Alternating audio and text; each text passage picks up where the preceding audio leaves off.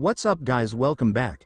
This is Anime Crossover. You'll be watching What If Naruto Was a Saiyan Who Crash Landed in the Marvel Cinematic Universe Part 1. Now, let's begin. Chapter 1. The cold, dark, and iron. The first sensation was frigid. The temperature was not as chilly as in the land of iron or woodland at midnight.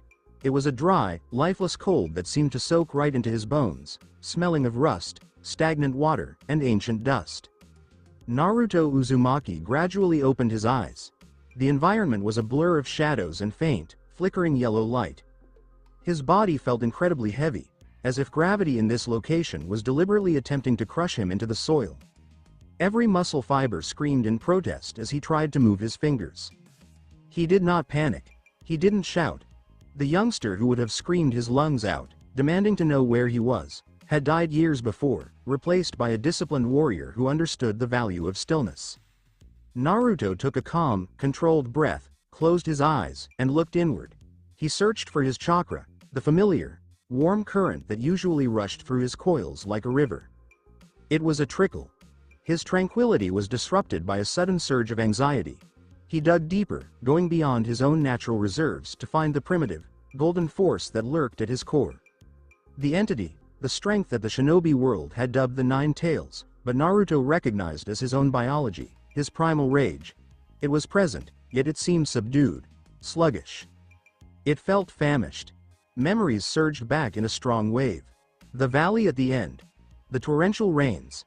Sasuke's Chidori, black and screaming with chaotic lightning, collided with his own golden, roaring primal pulse. The sheer, inexplicable strain of their energies meeting had shattered not just their forefathers' sculptures, but also the air itself. Reality screamed, ripping open like wet paper to reveal a nothingness of whirling, terrible colors. He remembered the tug, the excruciating sense of his own cells being stretched across dimensions, and then falling. He'd crashed. Hard. Naruto opened his eyes again, allowing his vision to adjust. He was lying on a cot in a vast, stone room. The walls were jagged rock, lit by harsh, buzzing electrical lights stretched along thick black cables. The air tasted of ozone and gunpowder. His hand reflexively moved to his waist, feeling the familiar touch of coarse fur. His tail, clear proof of his Saiyan bloodline, was tightly wrapped around his belly. It was uncomfortable, probably bruised from the impact of his arrival, but still intact. Where am I now? Despite his weakened position, his sovereign senses gradually flared to life. He did not feel nature's energy. There were no trees, chakra signatures from animals, or shinobi. The ambient energy in this planet was chaotic, with low-frequency electrical hums and distant, repetitive vibrations from heavy machines. More significantly, he understood why his cells felt deprived. He was underground. Stay away from the sun. His body, a biological solar battery that converted sunlight into godlike stamina, had been using its supplies to keep him alive following the spatial tear. The startling clatter of metal caught his attention. Naruto maintained his composure. He slowly turned his head. Two guys stood across the dimly lit cave, lighted by the orange glow of a small forge. An older man, bald and wearing spectacles, was churning something in a crucible. The other man sat on an improvised stool, crouched over a workbench. He had dark hair and a beard on his chest. His chest was flaming. A perfect circle of intense, blue-white light pulsed beneath his soiled shirt, connected by wires to a large automobile battery on the table beside him. Naruto remained silent as he watched them. He examined the electrical impulses firing in the younger man's muscles. He was experiencing agony. His heart rate was high, and his respiration was shallow. Despite being covered in grease and soot, his hands moved with scary precision as he manipulated tiny pieces of metal. The older man spoke. The words were a series of guttural, rolling syllables. Naruto blinked. He didn't recognize any phonemes. It was not a dialect of the elemental nations. The younger man with the glowing chest responded in a different tongue, sharper, faster, and with a bizarre, sardonic tone. Various languages. Different energy. A different universe, Naruto concluded, his analytical mind putting the puzzle pieces together. I am all alone. He pushed himself upwards. The metal springs of the cot creaked loudly under his heavy Saiyan weight. The two men instantly froze. The older man took a large wrench, his eyes wide with terror and caution. The younger man, Tony Stark, made a gradual turn, his dark gaze fixated on Naruto. For a while, the three of them just stared at each other. The cave was completely silent, with the exception of the buzz of the blue light in Tony's chest. Tony's gaze shifted lower. He noted the teenager's golden, spiky hair and the weird, whisker-like birthmarks on his cheeks, and his eyes widened slightly when they settled on the furry, prehensile tail wrapped around Naruto's waist. Tony's stern language conveyed incredulity as he stared at Yinsen, then returned his gaze to Naruto. Naruto did not provide a grin. He didn't yell hello. He merely perched on the side of the cot, his posture impeccable and his face an unreadable mask of calm restraint. He slowly lifted his hands, palms open, indicating that he held no firearms. He needed to conserve energy. He needed to understand the world. And for now, these two fragile, powerless men were his only connection to whatever reality he had fallen into. Naruto lowered his hands, crossed his legs in a lotus stance on the cot, closed his eyes, and meditated to activate his latent ki without the sun's help. Across the cave, Tony Stark noticed the alien adolescent emitting a faint golden aura. For the first time since waking up with a magnet in his chest, Tony forgot about the shrapnel near his heart. Naruto quickly recognized that time is a fluid construct in the dark. Without the sun to cast shadows or the moon to trace the night, the passage of time was marked only by the regular drip of condensation from the cavern roof and the mechanical hum of the vehicle battery attached to the guy with the glowing chest. Naruto's internal shinobi clock, honed through years of standing watch in the forests of Fire Country, indicated it had been around 72 hours since he awoke in this subterranean jail. 3 days of stagnant air, the metallic tang of rust, and the oppressive, crushing weight of hundreds of tons of rock above them. The physical impact would be severe for most people. A Saiyan felt tremendous, stifling discomfort. His biochemistry screamed for wide sky, the sting of the wind, and, most significantly, the harsh, unrelenting radiation of a golden sun. The solar absorption that had rendered his cells nearly invincible on the surface was completely inactive here. He was relying on his primal pulse, the golden, volatile force that sat within his core, to power him.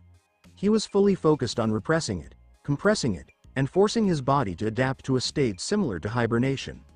Zenkai, the Saiyan attribute of reactive evolution, was gradually changing his cellular efficiency, teaching his body to live on less, but the process was difficult.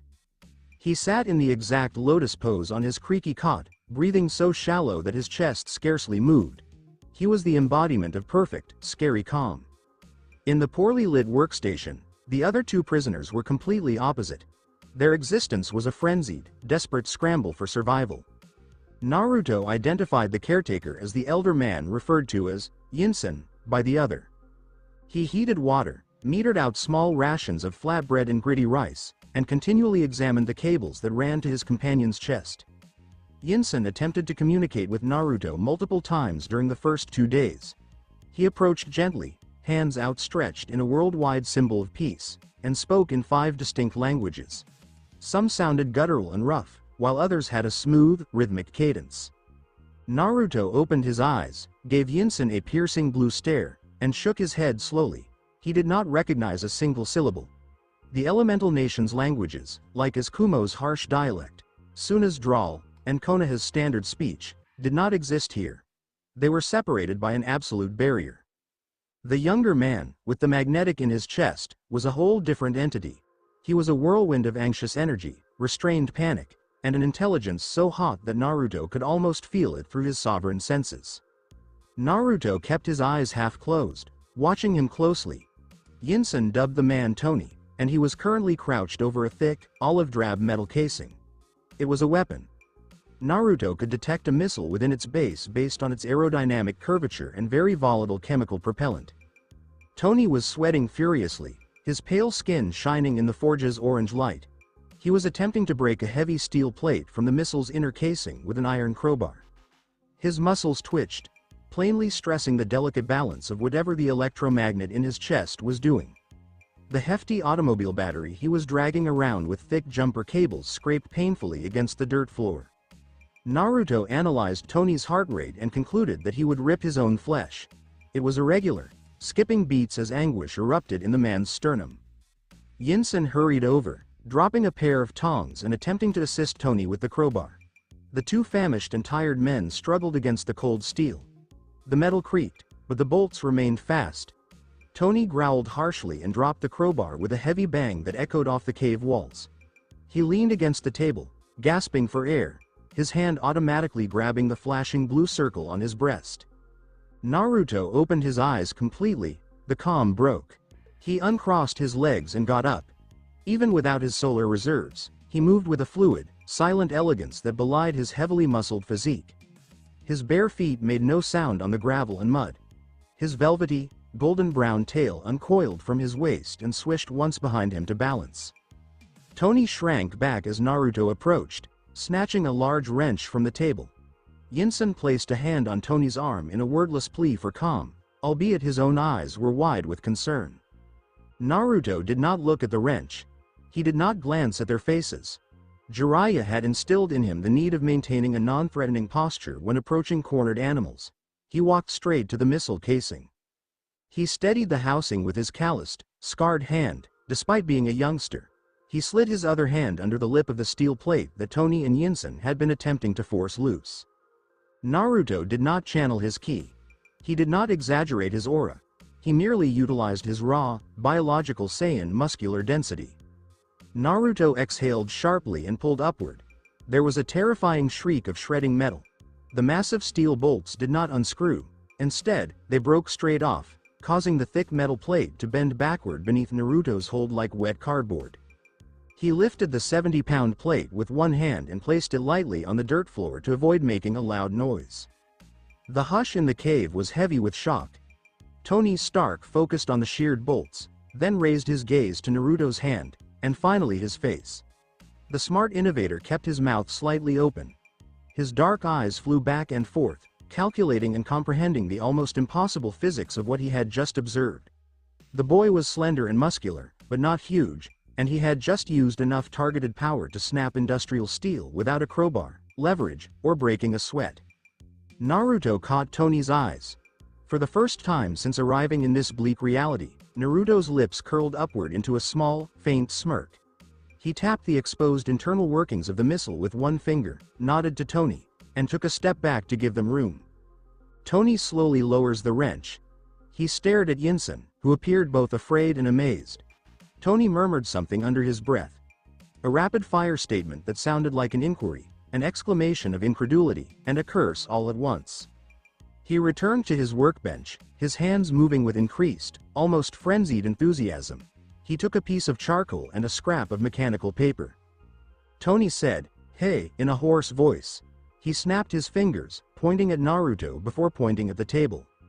Naruto cocked his head, ears twitching. He recognized the tone. It was a directive, but one motivated by curiosity rather than malice. He returned to the light of the forge. Tony switched the paper over. He created a stick figure using quick, accurate charcoal strokes. He gave it spiky hair, whisker marks on the face, and a lengthy tail. He drew an arrow pointing to the stick figure's arm and added a large, heavy question mark next to it. "How are you so strong?" the drawing asked. Naruto stared at the paper. It was a rudimentary yet efficient bridge. He gently removed the charcoal from Tony's soot-stained fingertips. The creator kept a close eye on him. Naruto moved to a clear space on the paper. He did not draw himself. He drew a wide and flawless circle. He then sketched a series of wavy lines extending out from the circle. The sun. He pointed to a drawing of the sun and then to his own chest, directly over his heart. He closed his eyes and inhaled deeply, and Tony and Yinsen caught a glimpse of it, a horrifying, magnificent flare of golden light that surged just beneath Naruto's skin, illuminating his veins before receding as soon as it appeared.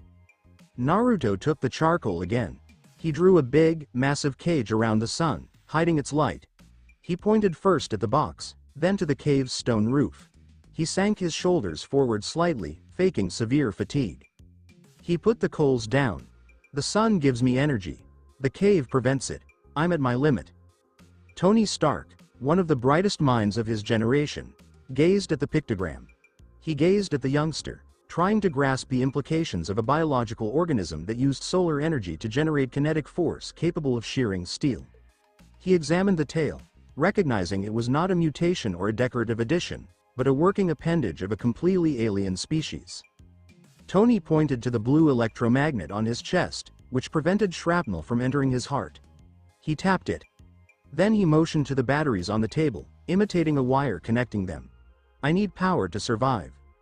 He pointed to Naruto's chest, where a golden light had suddenly flashed, and to the drawing of the sun near a battery. Naruto nodded slowly. He understood completely. Tony took a deep, slow breath and ran his greasy fingers through his matted hair.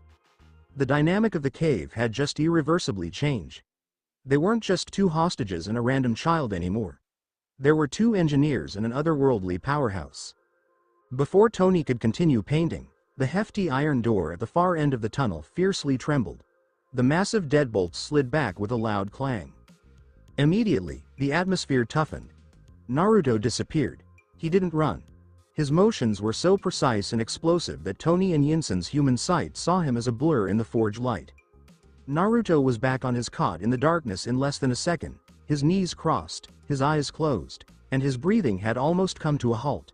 He was a statue, utterly suppressing his golden energy to the point that his body temperature lowered to match that of the moist stone. Tony and Yinsen quickly returned to their positions, with Tony gripping the heavy battery and leaning over the missile casing as the massive door opened. 4 men entered the room, armed with powerful assault guns. They were commanded by a huge, bald guy with a jagged scar across his cheek, whom Naruto's sovereign senses had identified as the current threat leader. The guards didn't notice Naruto sitting in the dark corner. To them, the mute youngster was a non-factor, like a famished stray dog tossed in with the actual prize. Their gaze was fixed fully on Tony. The scarred leader yelled harshly and kicked the wrench across the floor. He pointed at the rocket casing, then to his watch, raising 2 fingers. Naruto spent 2 days translating internally, interpreting deadlines and threats. They want the weapon within 2 days.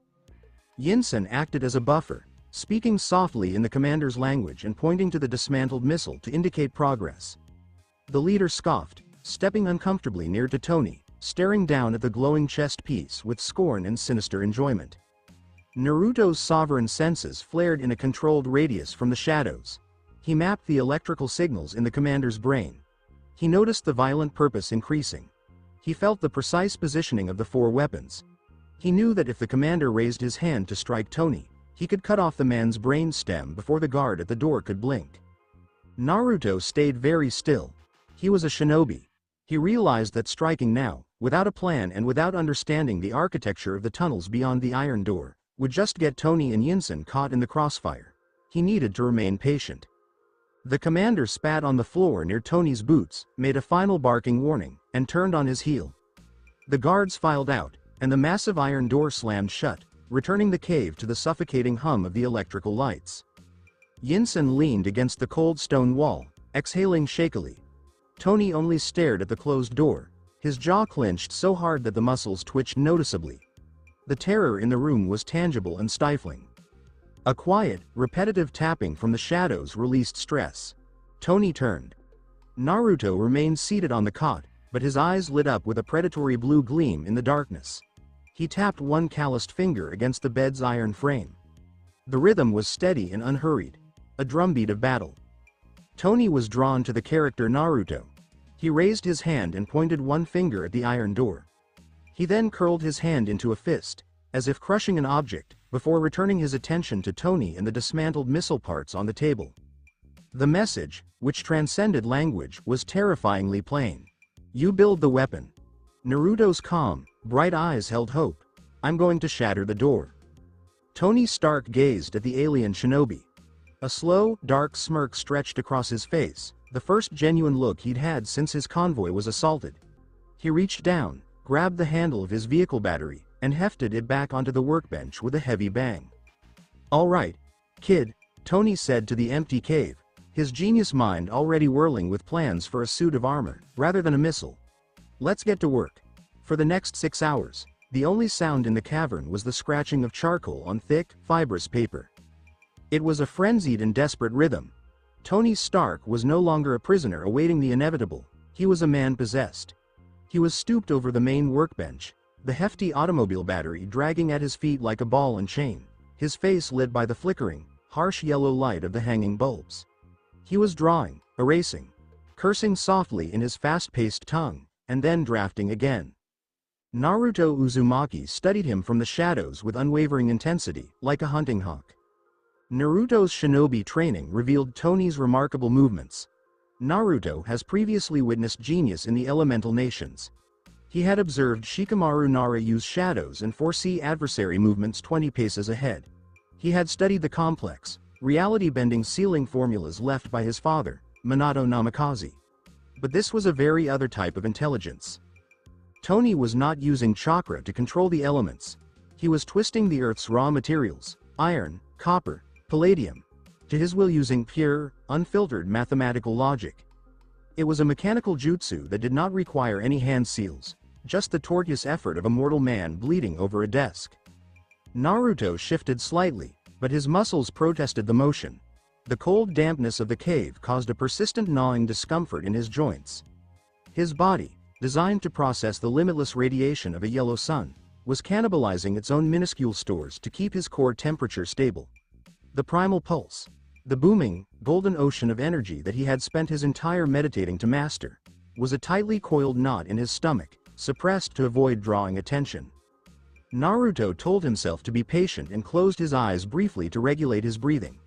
A shinobi endures. He opened his eyes as Tony threw down the charcoal.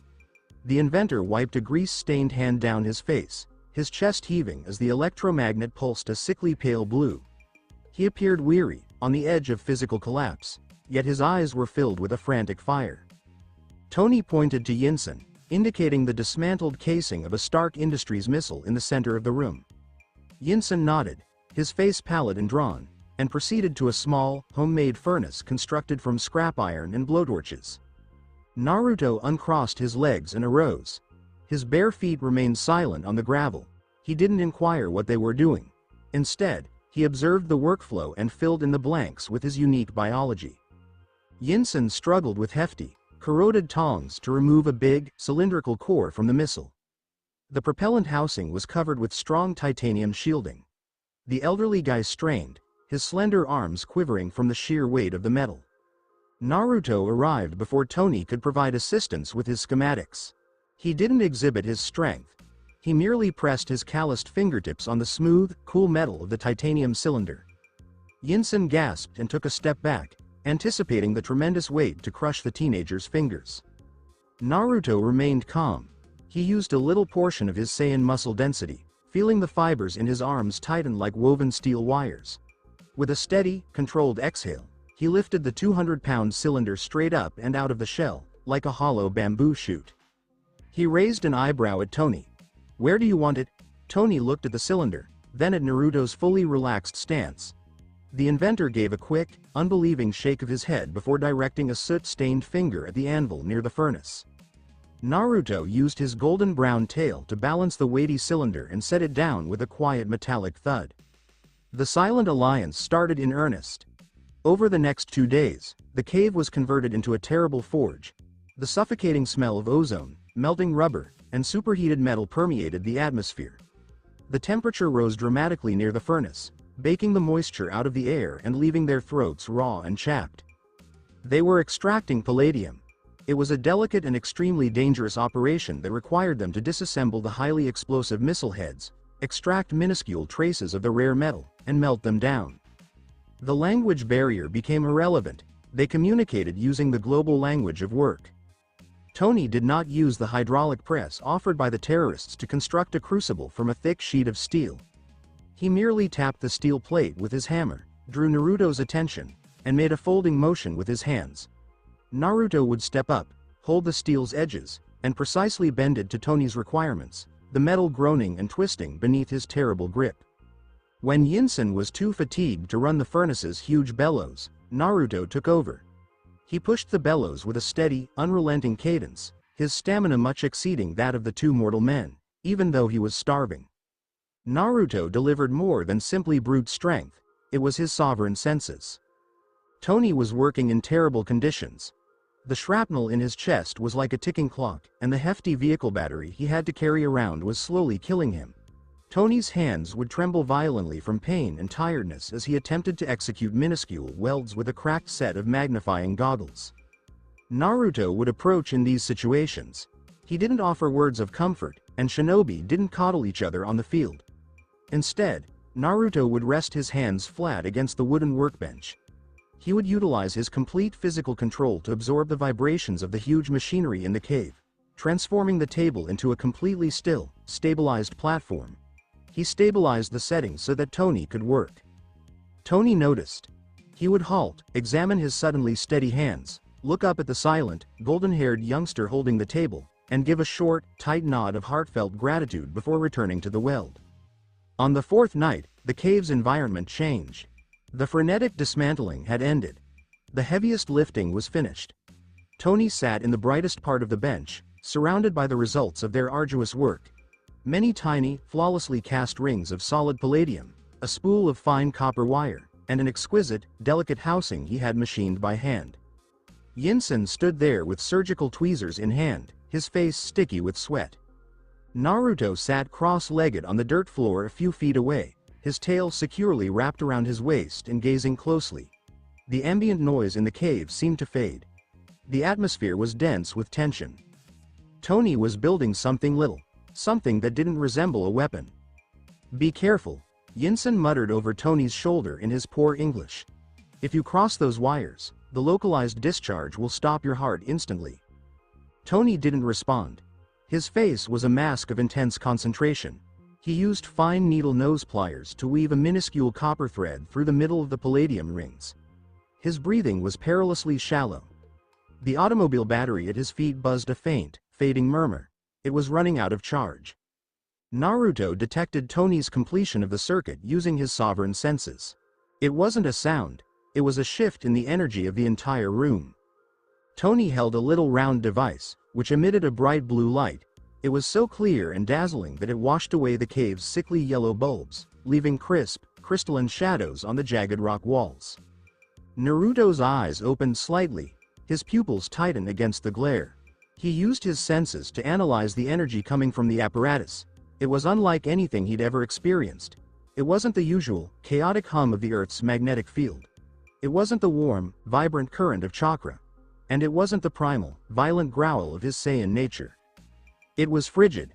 It was perfect, endless mathematical order contained within a glass and metal cylinder. It felt like holding a tiny, frozen star. Tony focused on the instrument, his dark eyes reflecting the azure brilliance. He let forth a breathless, awestruck laugh through his split lips. He looked up at Yinsen, who was beaming and had tears of profound relief in his eyes. Tony turned to look at Naruto. He raised the incandescent cylinder slightly, a quiet presentation of his masterpiece. Rather than smiling, Naruto lowered his head in sincere respect. In the shinobi society, power was admired, but even more so was the genius required to use it. Tony Stark, a guy with no chakra, no physical advantages, and a dying heart, has just produced an artificial sun in a scrap-filled cave. "All right," Tony said, his voice quivering slightly, "let's make the swap." The following 10 minutes were the most horrific Naruto had experienced since his arrival. Tony lay on a makeshift operation table. As the surgeon, Yinsen had to separate the heavy car battery from the crude magnetic in Tony's chest before connecting the new gadget, the tiny arc reactor. It was a race against physics. When the battery was withdrawn, the magnets failed, and the minuscule metal shards in Tony's bloodstream resumed their trip to his heart. "I need you to hold him down," Yinsen replied, gazing desperately at Naruto and gesturing towards Tony's shoulders. "When I cut the power, he will convulse. The pain will be unimaginable. If he thrashes, I cannot connect the wires. He will die." Naruto comprehended the urgent tone and movements. He moved immediately. He moved to the head of the table. He pressed his hefty, calloused palms firmly into Tony's shoulders. He didn't apply enough force to crush the man's collarbones, but enough to secure him to the table as if he were bolted to the ground. Tony stared up at Naruto, his face pallid and sweat beading on his brow. He made a fast, jerky nod. "Do it." Yinsen grabbed the jumper cables. 3, 2, 1. He wrenched the cables free. The electromagnet in Tony's chest became dark. Tony screamed in agony. His body arched violently off the table as the shrapnel tore into the sensitive tissue near his heart. Every muscle in his body had seized. Naruto did not move. He absorbed the intense kinetic power of Tony's convulsions, using his arms as immovable shock absorbers. He stared down into Tony's big, pain-filled eyes. Naruto silently commanded, "Stay with me," generating an atmosphere of total tranquility. "Endure." Yinsen's hands were blurry. He inserted the glowing arc reactor into the gaping cavity in Tony's chest. He grasped the minuscule leads and twisted them into the reactor's casing with terrible accuracy, driven by desperation. Click. The arc reactor is securely sealed in place. The blue light flashed brightly, illuminating the entire cavern. Tony felt a burst of clean, perfect energy overwhelm his system, causing him to collapse on the table. The localized magnetic field activated quickly, grabbing the shrapnel only millimeters from his heart wall and tearing it backward. Tony lay there, staring at the cavern ceiling, his chest heaving wildly. The blue light pulsed steadily through his ruined shirt, exactly timed to his speeding heartbeat. Yinsen leaned against the workbench, covering his face in his hands and shaking silently with relief. Naruto slowly took his hands from Tony's shoulders. He took a step back, allowing the man to breathe and realize he was still alive. Tony's frantic breathing and the high-pitched, pure hum of the arc reactor were the only sounds for quite some time. The hefty, oppressive weight of the automobile battery had vanished. The shadow of impending death has been driven back. Tony gently pushed himself up onto his elbows. He gazed down at his chest and placed a shaky palm on the reactor's heated glass surface. He traced the metal ring, his eyes wide with satisfaction at what he had accomplished. He swung his legs over the side of the table and stood. He did not stagger. The crippling weight was gone. He looked at Yinsen and placed his hand on the elder man's shoulder in a silent thank you. Tony then looked at Naruto. The person who made it walked over to the big metal workstation. He grabbed the hefty stack of drawings he had made a few days before. He didn't turn to the page with the palladium extraction or the plans for the little arc reactor. He turned to the last page. Tony flipped the paper over and slapped it down on the table so Naruto could see it better. It was a crude schematic that had been changed a lot. It featured a huge, heavy suit of armor with overlapping sheets of heavy iron on it. It had pneumatic joints, flamethrowers on the gauntlets, and a hollow chest cavity that was just the right size for the bright blue ring that was currently powering Tony's heart. Tony had drawn a second figure next to the drawing of the armor. The stick figure from previously had spiky hair and a tail. But this time, Tony had sketched a thick, strengthened gauntlet on the figure's arm, with a line of arrows pointing from the arc reactor to the gauntlet. Tony tapped the depiction of the armor, then tapped his own chest and stared Naruto right in the eye. There was no longer a language barrier. There was no doubt about the message. "I have a heart. We're going to make the sword now. We're going to fight." Naruto looked over the plan. He gazed at the blue light coming from Tony's chest that couldn't be real. Naruto's mouth progressively turned into a ferocious, dangerous smile at the corners. It was the smile of a shinobi who had just been handed his task. He raised his right fist and brought it across his chest, hitting his own heart in the customary shinobi salutation of loyalty. Tony smiled, showing his sharp, wolf-like teeth, and picked up his largest hammer. The sound of iron hitting iron in a steady, loud cadence became the new heartbeat of the cave. The suffocating sense of sadness had finally lifted, replaced by a furious, razor-sharp focus. This was the first time since Naruto Uzumaki had brutally crashed into this empty dimension. The little arc reactor in Tony Stark's chest glowed light blue, casting long, dancing shadows on the rock walls. It was a continuous, physical reminder that they were no longer just living. They were getting ready for battle. Naruto sat with his legs crossed near the hot forge, with his eyes closed. To someone who didn't know him, he seemed like he was relaxing. In fact, he was working as hard as the two men at the hefty metal workbench. His sovereign senses were strained to their maximum as he threw an invisible, spherical net through the solid rock of the mountain. He kept an eye on the electrical signals of the 10 Rings guards who were roaming the tunnels outside. He could hear the heavy, repetitive thump of their combat boots, the metallic clatter of their assault rifles, and the low-frequency buzz of the cameras in the corners of their cage.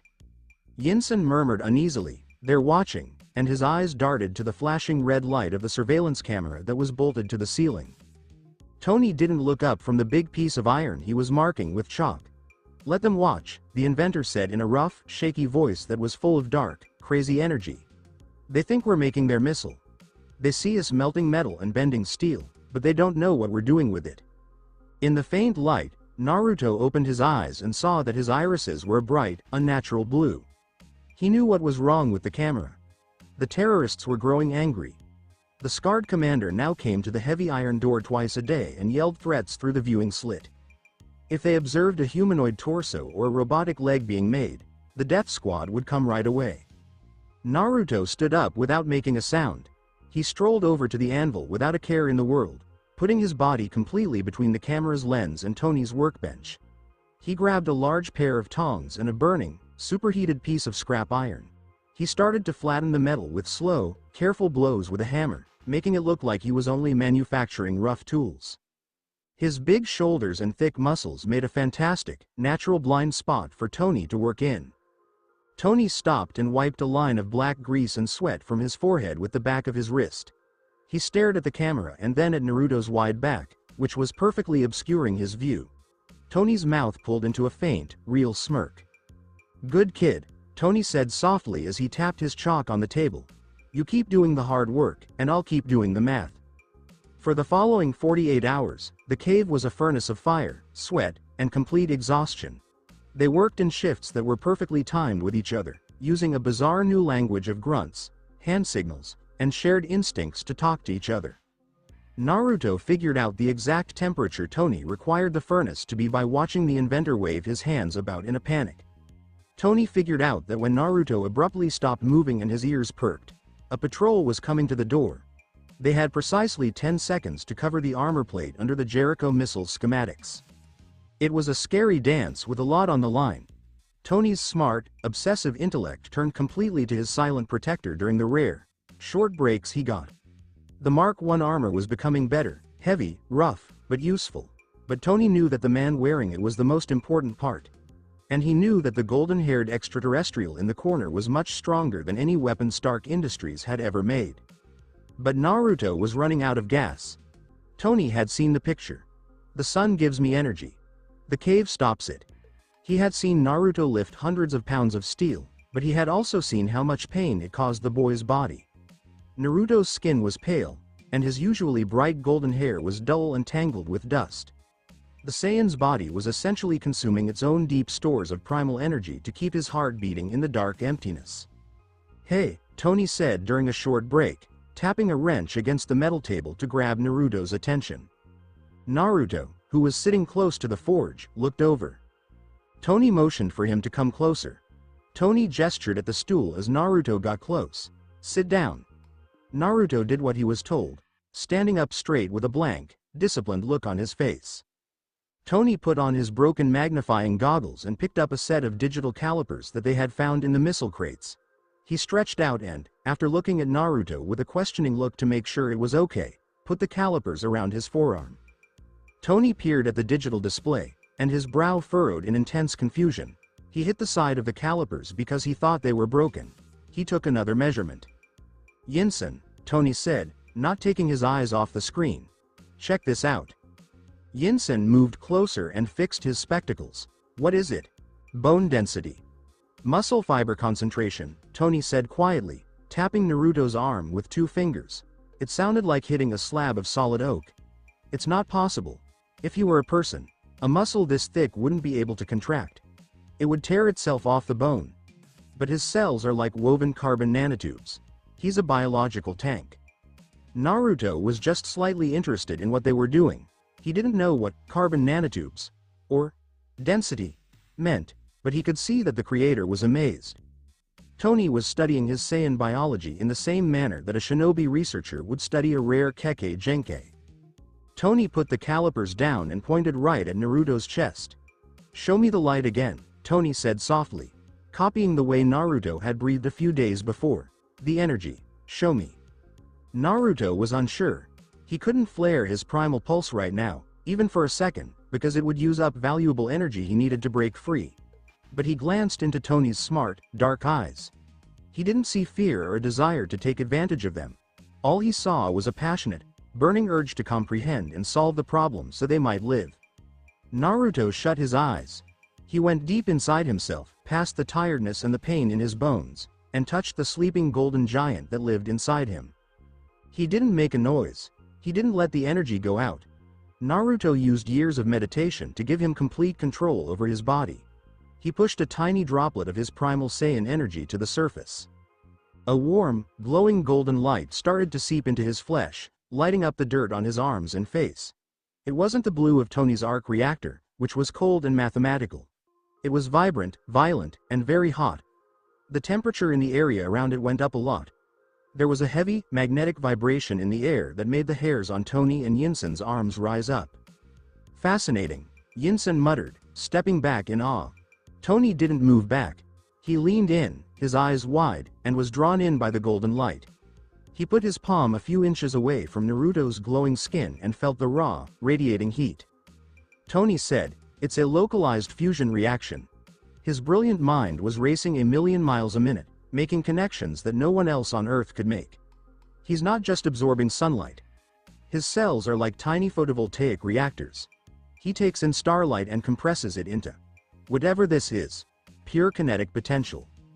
Tony pulled his hand back, and Naruto cut off the link right away. The golden light disappeared.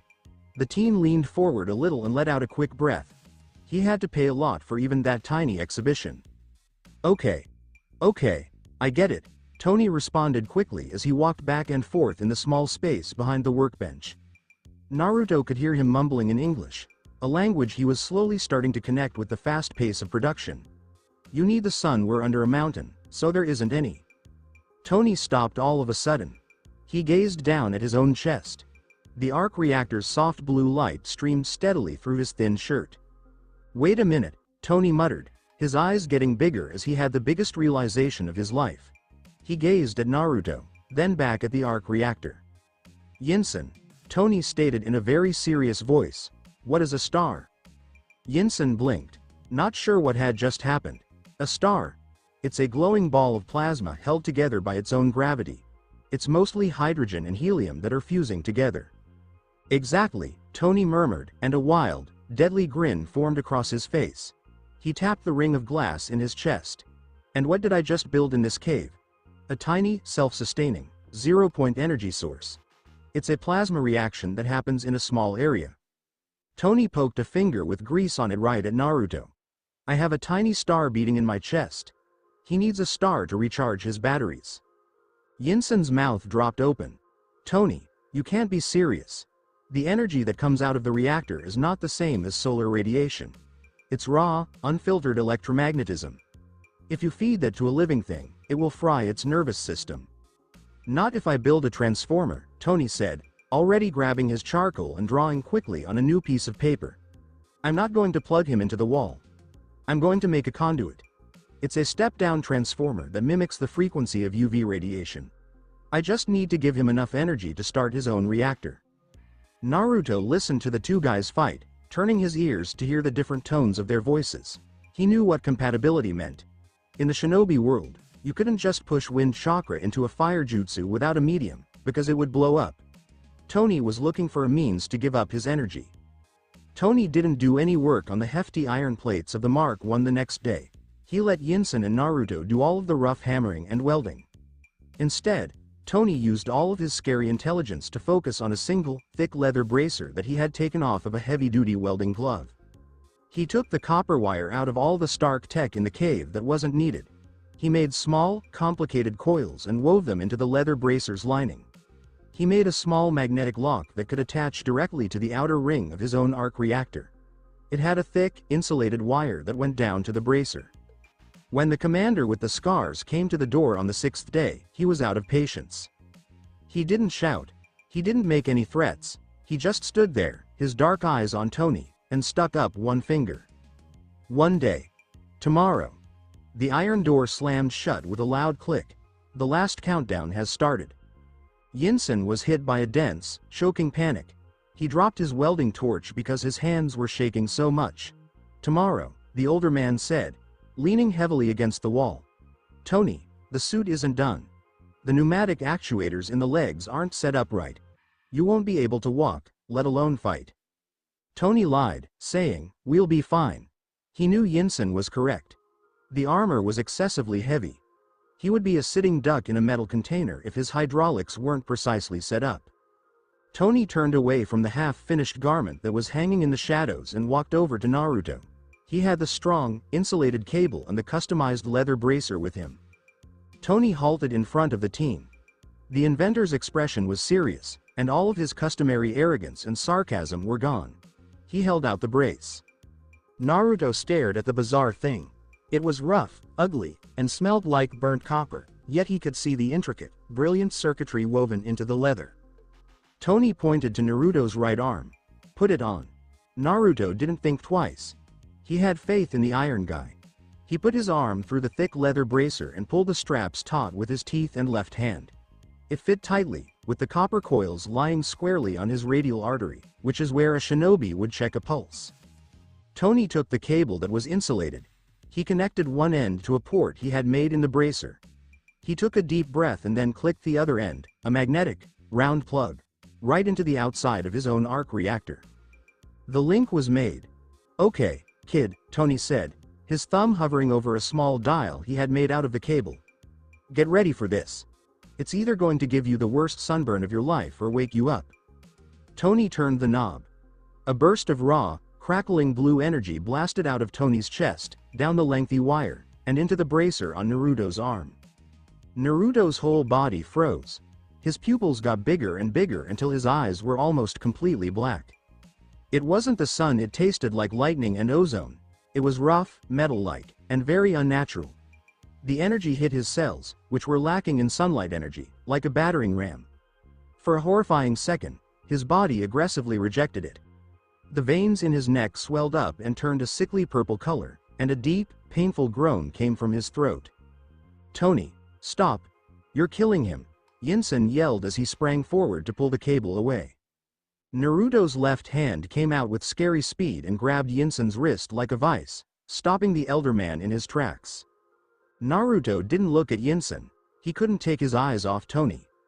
Naruto's eyes told him not to stop, and his fangs were bared in a rictus of intense concentration. "Keep going." His Zenkai, the legendary reactive evolution of the Saiyan race, began. His body knew that if it didn't adjust to this strange, man-made energy, it would perish. So, the cells moved. The chakra coils became denser, making them stronger so they could handle the arc reactor's cold, rough force. He started to change the raw electricity into something his body could use. The sickening purple tint in his veins started to change. It turned a pale, blazing blue that matched the reactor. Then, slowly, painfully, the blue started to heat up. It became yellow. Then, a bright, blinding gold. Naruto's body released a shockwave of pure kinetic energy that blew the heavy dust on the cave floor away from him in a perfect circle. The light bulbs hanging above them flickered erratically, and the filaments broke and popped because of the localized electromagnetic pulse. Naruto tore the cord off the bracer, breaking the link. He fell to his hands and knees, gasping for oxygen and his chest heaving. He was sweating so much that it hit the ground and turned into steam right away. Tony and Yinsen stood there in shock, with only the forge and the reactor in Tony's chest providing light. Naruto slowly pushed himself up. He was no longer slumped over. The horrible, crushing fatigue that had been bothering him for a week was completely gone. His muscles, which had been tight and hungry before, now rippled with a horrifying, complete fullness.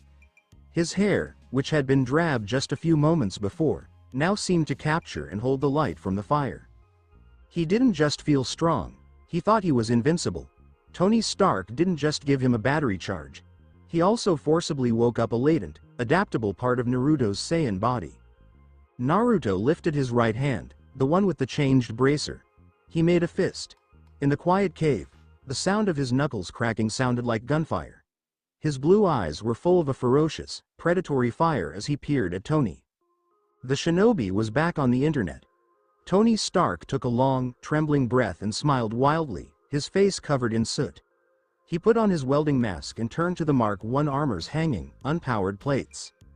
"Okay," Tony responded, his voice full of confidence. "Let's finish the suit. Tomorrow, we break the door." The synthetic starfire that flowed through Naruto's chakra coils was nothing like the warm, all-encompassing hug of a golden sun. Sunlight was like a constant river, a natural flow of vitality that his Saiyan body sucked up like a man who was dying of thirst. The energy from Tony Stark's little arc reactor was very different. It was rough, very chilly, and vibrating with a strong, mathematical frequency that felt like swallowing a thunderstorm. It rubbed on the interior of his spiritual passageways, making sparks and cracking like a live wire that fell into a pool of water. But he was still alive. The heavy, smothering tiredness that had kept him on the cave floor for the past week was gone. Instead, he felt a terrifying, hyper-caffeinated surge of raw energy. Naruto was in the middle of the cave with his eyes closed and his breathing calm and steady. He was doing an internal triage at a quick speed. With sheer, unyielding shinobi discipline, he made his chakra network operate as a dampener, wrapping around the sharp edges of the electromagnetic pulse, smoothing it out, and compressing it into the dense, golden primal energy his body needed. His Zenkai, which is the reactionary evolutionary trait of his bloodline, was singing. His cells were changing their structure in a big way to use this new fuel. The thick leather bracer on his right forearm, which still smelled like ozone and burnt copper, felt less like a tool and more like a lasting link to the brilliant creator across the room. He opened his eyes. The light in the cave, which had been dull and depressing before, suddenly looked very bright. His sovereign senses, which had been starving for days, grew outward with the intensity of a tidal wave. He didn't just hear the water dripping. He also heard the tiny cracks in the rock deep inside the mountain walls. He could feel the exact heartbeat of every terrorist that was patrolling the tunnels. There were 42 different biological signals within a half-mile radius. And they were upset. The time was up. Time, Tony said quietly, breaking the silence. The creator wasn't looking at Naruto. He was looking at the pieces of the Mark I armor that were hanging from hefty chains in the cave's deepest shadow. Tony's face was pale and covered in black oil, but the faint blue light from the reactor in his chest pulsed with a steady, defiant cadence. "Yinsen," Tony said, his voice not having its normal caustic tone. It was the voice of a guy getting ready to die or come back to life. "It's time. We need to get ready." Yinsen nodded, and his hands shook a little as he took up a large air wrench. He stared at Naruto with wide eyes, a mix of dread and deep awe at how quickly the boy had gotten better. Naruto didn't spend any time. He moved over to the armor. It was a horrible piece of engineering. It was made of thick, olive-drab steel from Stark Industries missile casings, and it looked more like a tank that could walk than armor. It was rough, jagged, and completely lacking in style, yet to Naruto's sharp mind, it was a work of art in deadly efficiency. Getting ready to fight wasn't just putting on clothing, it was putting on a weapon. Tony walked upon a metal grate that they had put in the corner. He wore hefty pants that wouldn't catch fire and a thick leather jacket that he got from the guards. He took a big breath and looked straight ahead at the granite wall, his mouth set tight. "Legs first," Tony said. Yinsen and Naruto moved in perfect sync, breaking through the language barrier because of how important the moment was. They picked up the huge leg greaves that were driven by hydraulics. Each piece weighed about 90 pounds. For Yinsen, it was a hard fight. For Naruto, it was as easy as picking up a wooden training kunai. Naruto put the hefty steel around Tony's right leg. He didn't wait for Yinsen's wrench to arrive. He opened the massive iron latches with his own hands, slamming his thumbs into the metal locks with enough force to permanently lock them in place. The torso came next. A winch held up the main frame of the Mark I. It was a very thick barrel made of layers of iron that could hold the huge amount of power needed to move the suit and keep the frail person inside safe. There was a perfectly round hole in the middle of the chest plate that let the arc reactor connect to the suit's internal power system. Naruto gripped the winch's thick iron chains. He didn't even bother to use the crank. He lifted the 200-pound chassis into the air and gently lowered it over Tony's shoulders with one smooth pull of his arms. As the iron's weight rested on his body, Tony growled loudly. The metal held him tight. He was almost blind, looking out through a thin, horizontal slot in the faceplate that they hadn't put on yet. "Power cables," Tony murmured, and his voice echoed eerily from inside the iron drum. "Attach the main leads to the chest piece." Yinsen crawled under the massive arms of the suit, his quick, surgeon's fingers snagging the thick, copper-coiled cables that hung from the inside of the chassis. He cautiously led them to the blue ring that was glowing in Tony's breast. Click. The link was made. A low, mechanical whine started to grow in the cave. It started as a deep bass vibration in the dirt floor and got louder and higher until it became a scary hum. The Mark I's pneumatic joints made a hissing sound and locked. The small, basic pressure gauges on the arms went into the red. The suit was coming to life, sucking up the tiny star that was burning in the inventor's chest. Naruto crossed his arms across his chest and moved back. He saw the mechanical golem turn on and felt the machine's strong, raw electromagnetic pull. It took a long time. It was heavy. Naruto's ears suddenly twitched. His sovereign senses flashed, and a sharp warning shot right down his spine. Naruto responded, "They are coming." It was the first time he had spoken anything since he got there. His voice was deep and rough from not using it, and it had a quiet, commanding power that belonged to a shinobi leader, not a youngster. It wasn't English, but everyone knew what it meant. Yinsen stopped moving and dropped a wrench. Tony, stuck in the heavy iron suit, tried to turn his head, but the metal gears made a loud noise. "How many?" Tony said, and his voice echoed in the helmet. Naruto put up one hand with his fingers spread out, then closed his fist and held up 2 fingers. 7. He pointed to the thick iron door at the end of the tunnel. "The deadline is up," Yinsen murmured in English, his calm mask finally breaking down in fear. "They know we didn't make the missile. They're coming to kill us." Tony's hands, which were covered in huge iron gauntlets, moved. "Yinsen, start the power sequence. The boot-up bar is on the internal monitor. I need it to be at 100% before I can move the legs." Yinsen ran to a small, broken laptop that was connected to the suit's diagnostic cords. His fingers moved quickly over the keyboard. There was a green loading bar on the screen. 10%. 15%. Yinsen panicked as he watched the bar crawl and said, "It's too slow." The 10 rings guards' loud, guttural shouts rang toward them from along the tunnel. They were going quickly. There was no hesitation in their feet. It was a march to death. Naruto didn't freak out.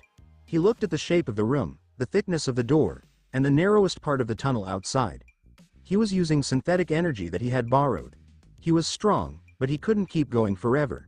He couldn't afford a long, disorganized firefight, especially because he had to protect 2 unarmored targets. He had to take charge of the breach. Naruto moved quietly toward the thick door made of iron. He didn't stand right in front of it. Instead, he flattened his back flush against the rough rock wall that was just to the right of the picture. This made him completely disappear into the cave's darkest gloom. He slowed his respiration so much that he was almost invisible to heat and sound detection.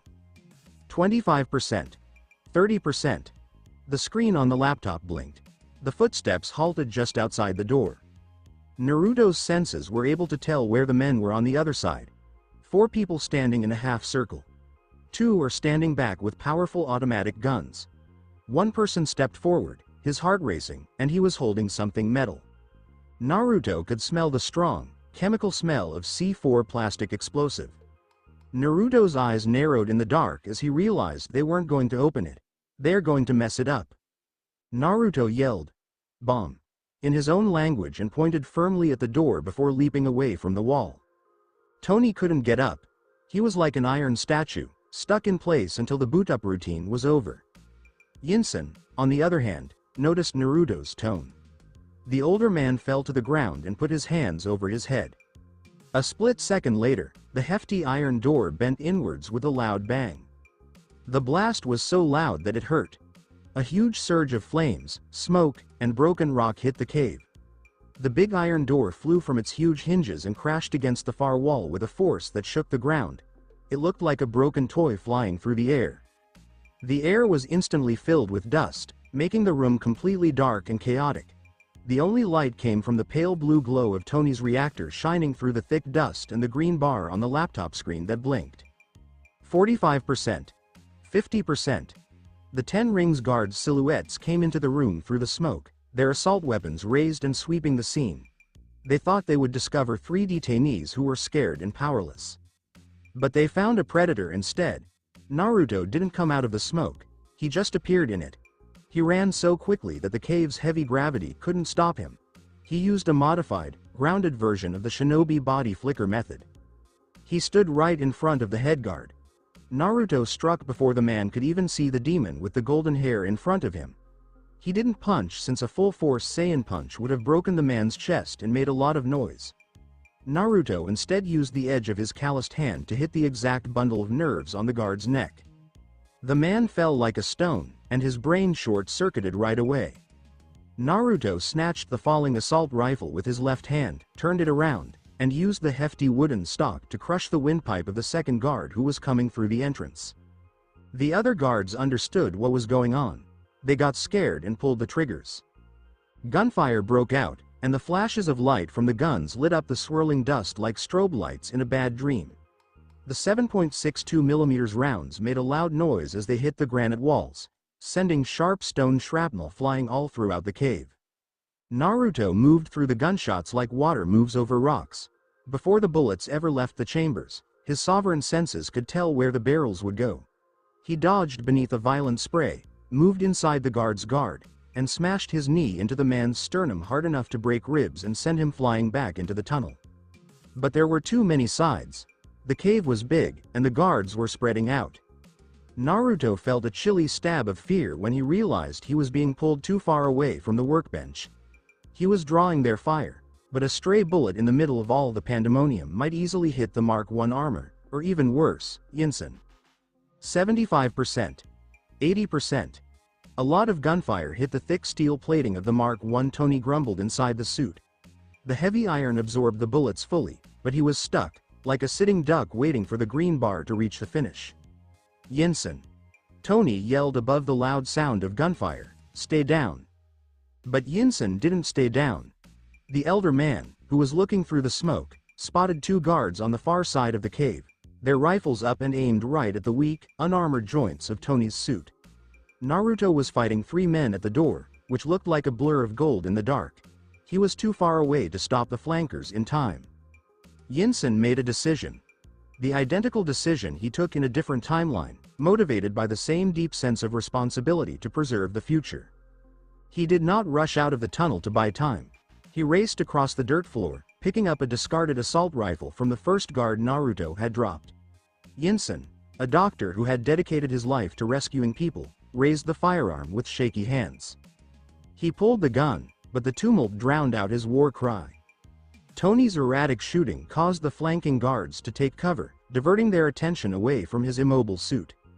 Naruto finished the last guard at the door with a vicious sweep of his tail, shattering the man's legs and spinning around. His keen hearing detected the distinct mechanical clack of a rifle bolt locking back on the far side of the room. In the forge's flickering light, Yinsen stood there with his gun empty. The flanking guard emerged from cover and targeted the doctor's chest. Naruto screamed, "No," with a guttural cry of disbelief. He raced forward, his boots breaking the granite beneath him. His muscles burned as he forced all of the synthetic arc reactor energy into his legs. The air around him became warped when he broke beyond the cave's sound barrier. But physics was a harsh master. Despite his scary speed, distance remained distance. The guard fired. 3 piercing cracks resonated in the cavern. Naruto shielded Yinsen from additional fire with his dense, impenetrable bulk. He raised his arm, and his leather bracer deflected a 4th bullet with a spray of sparks. Naruto grabbed the guard by the throat from a distance of 10 feet, smashing his windpipe with horrifying force. The cave fell silent, except for the ringing in their ears and the mechanical whining of the Mark I. Naruto stood over Yinsen, chest heaving. He had neutralized the entire squad in less than 20 seconds. It was a superb demonstration of fighting efficiency. As Naruto looked down, he felt a cold, heavy weight in his gut. The absolutely humiliating reality of his mortality slammed down on him. Yinsen leaned heavily against the rock wall and slipped gently to the dirt floor. He dropped the empty weapon. His hands were tightly gripped around his stomach, and a dark, spreading stain was quickly seeping through his tattered shirt. Naruto had been quick. He possessed great power, but he had not moved fast enough. A loud mechanical bell resonated through the dusty tunnel. 100%. The Mark I armor produced a loud, scary hiss of pressurized air. The hefty iron greaves smashed down, fracturing the dirt floor. Tony Stark, clad in a half-ton of weaponized steel, emerged from the shadows, his faceplate emitting an angry, pale blue light. He had the authority now. But as Tony's iron-clad eyes fell on Yinsen, bleeding on the floor, and the golden-haired alien standing frozen over him, the inventor knew the true, tragic cost of their escape. The quiet that followed the gunfire was thicker than the iron that encased Tony Stark. The silence was deafening, interrupted only by Ho Yinsen's struggle to breathe. The cavern, once a furnace of desperate invention, had swiftly changed into a mausoleum. Naruto Uzumaki dropped to his knees. The dirt floor was cold and quickly became slippery with the doctor's blood. In the shinobi world, Naruto witnessed death. He had witnessed the devastating effects of elemental jutsu, the exact lethality of an Anbu blade, and the indiscriminate slaughter of war. But, bereft of his universe and allies, this death felt intensely, terrifyingly personal. He held his hands over Yinsen's stomach. Instinct demanded he utilize medical ninjutsu, the delicate, green light of healing chakra that Sakura or Tsunade could generate in a heartbeat. However, Naruto was not a physician and had no natural chakra left. Desperation threatened his controlled intellect. He concentrated on the heavy leather bracer on his right arm, directing a portion of the raw, synthetic arc reactor energy. A sharp, pale blue spark flickered across his knuckles. He quickly drew his hand back, clenching his jaw so hard that his teeth hurt. Naruto recognized it wouldn't work and felt helpless. This energy is a sword. It combines radiation and electromagnetism. If I insert it into his wound, his heart will stop completely. Despite being able to bend steel and survive in space, he lacked the ability to repair wounded flesh. It was the ultimate, devastating humiliation for a warrior. In the darkness of the cave, he realized that power was contextual. A tremendous metallic thud shook the ground. Tony Stark moved forward. The Mark I armor was a massive, scary golem of welded iron that lacked the inventor's signature smooth grace. It was a machine designed for vengeance. The pneumatic joints hissed furiously as Tony forced the huge suit to kneel. The iron knee plate destroyed the granite below it. Yinsen. Tony's voice echoed from the faceplate's dark slit. It was significantly deformed, steely, and scraped raw with panic, which the armor couldn't conceal. Yinsen's head tilted to the side, his glasses shattered and skewed on his pale face. He gazed at the big iron machine, then passed it to the golden-haired teen kneeling quietly in the mud. The elder man's lips formed a feeble, bleeding smile. Stark, Yinsen wheezed, each syllable a massive effort. It works. We're getting you out of here, Tony insisted, the mechanical arms of the suit stretching forward, the gigantic, crude iron gauntlets hanging above Yinsen, absolutely incapable of the delicate touch required to help a dying man. Come on. We've got a plan. We stick to the plan. Yinsen shook his head slightly. He pressed a shaking, blood-stained hand against the cold iron of the Mark I's chest plate, exactly next to the bright blue circle of the arc reactor. This was always the plan, Tony, Yinsen said softly. Naruto watched the interaction with sad blue eyes. He recognized the expression on Yinsen's face. It was the same look the third Hokage had worn. It was the expression of a man who had come to terms with the total finality of his own sacrifice, knowing that the fire he was passing down would burn brighter than the one he was leaving behind. My family, Yinsen whispered, his eyes losing concentration, and gazed up at the jagged ceiling of the cave like a clear blue sky. I am going to see them now, Tony. I want this. I want this. Tony did not argue. The genius who could speak his way out of any boardroom, news conference, or crisis was effectively silenced. Tony fell down in tears as he said, "Thank you for saving me, despite the helmet's distortion." Yinsen's gaze fluttered down, catching the dark slit of the iron mask one more time. "Don't waste it," Yinsen said, his voice hard with the weight of a dying man's final curse and benediction. "Don't waste your life." Yinsen's chest had stopped moving. His palm slid from the cold iron of the armor and landed on the dirt. The hush returned quickly. Naruto closes his eyes. He raised his right hand and held his index and middle fingers perfectly upright in front of his face. It was the seal of reconciliation. A shinobi silently prays for a fallen comrade. He held it for 10 tortuous seconds, imprinting the name Ho Yinsen, the peacemaker who perished in a battle cave, to perfect memory. When Naruto opened his eyes, the profound devotion vanished, leaving behind a cold, terrible nothingness. He stood up. The leather bracer on his arm hummed as he consciously opened his chakra channels, allowing the synthetic, jagged energy of Tony's reactor to flood his body. The veins in his neck and arms pulsed with a fierce, electric blue glow that quickly changed to a blinding, angry gold. The room's temperature increased significantly. The ambient dust in the air began to burn around Naruto, casting a faint, hazy aura of heat distortion. Tony Stark gently rose up. The pneumatic actuators roared as the Mark I reached its full height. The hefty iron plates moved and locked into their fighting positions. Tony didn't say anything. He did not need to. The anguish had quickly turned into a cold, mechanical hatred. Tony's quiet seemed like a roar. Naruto gave a single sharp nod. He walked in front of the big iron armor and took point. They entered the tunnel. The Ten Rings terrorists were unprepared for the aftermath of the burst door. They expected 3 starving inmates, but were faced by a mechanical juggernaut and a biological weapon. The soldiers at the end of the passage readied their guns, but before they could depress the triggers, the tunnel's shadows violently tore apart. Naruto did not run, but rather eliminated the distance. He used the small tunnel walls as springboards and ricocheted against the stone, leaving cratered imprints. To the naked sight, he was nothing more than a golden, hazy stream of light smelling of ozone and death. He collided with the vanguard. He did not utilize broad, sweeping attacks. He employed accurate, devastating shinobi taijutsu enhanced by Saiyan muscle density. A palm blow to the sternum splintered a ribcage, while a sweeping kick split a femur like dry firewood. He was silent, efficient, and completely destructive. He cleaned the road, eradicating immediate dangers in choke places to prevent Tony from becoming bogged down. The heavier artillery arrived. The Mark I emerged from the cavern behind Naruto and entered the tunnel. A squad of reinforcements at the further end of the passageway started fire with a barrage of armor-piercing shots. The bullets flashed and pinged harmlessly against Tony's thick, sloping iron plate. Tony did not flinch. He did not seek shelter. He walked directly into the storm of lead, an inexorable, unavoidable force of gravity. Anthony raised his right arm.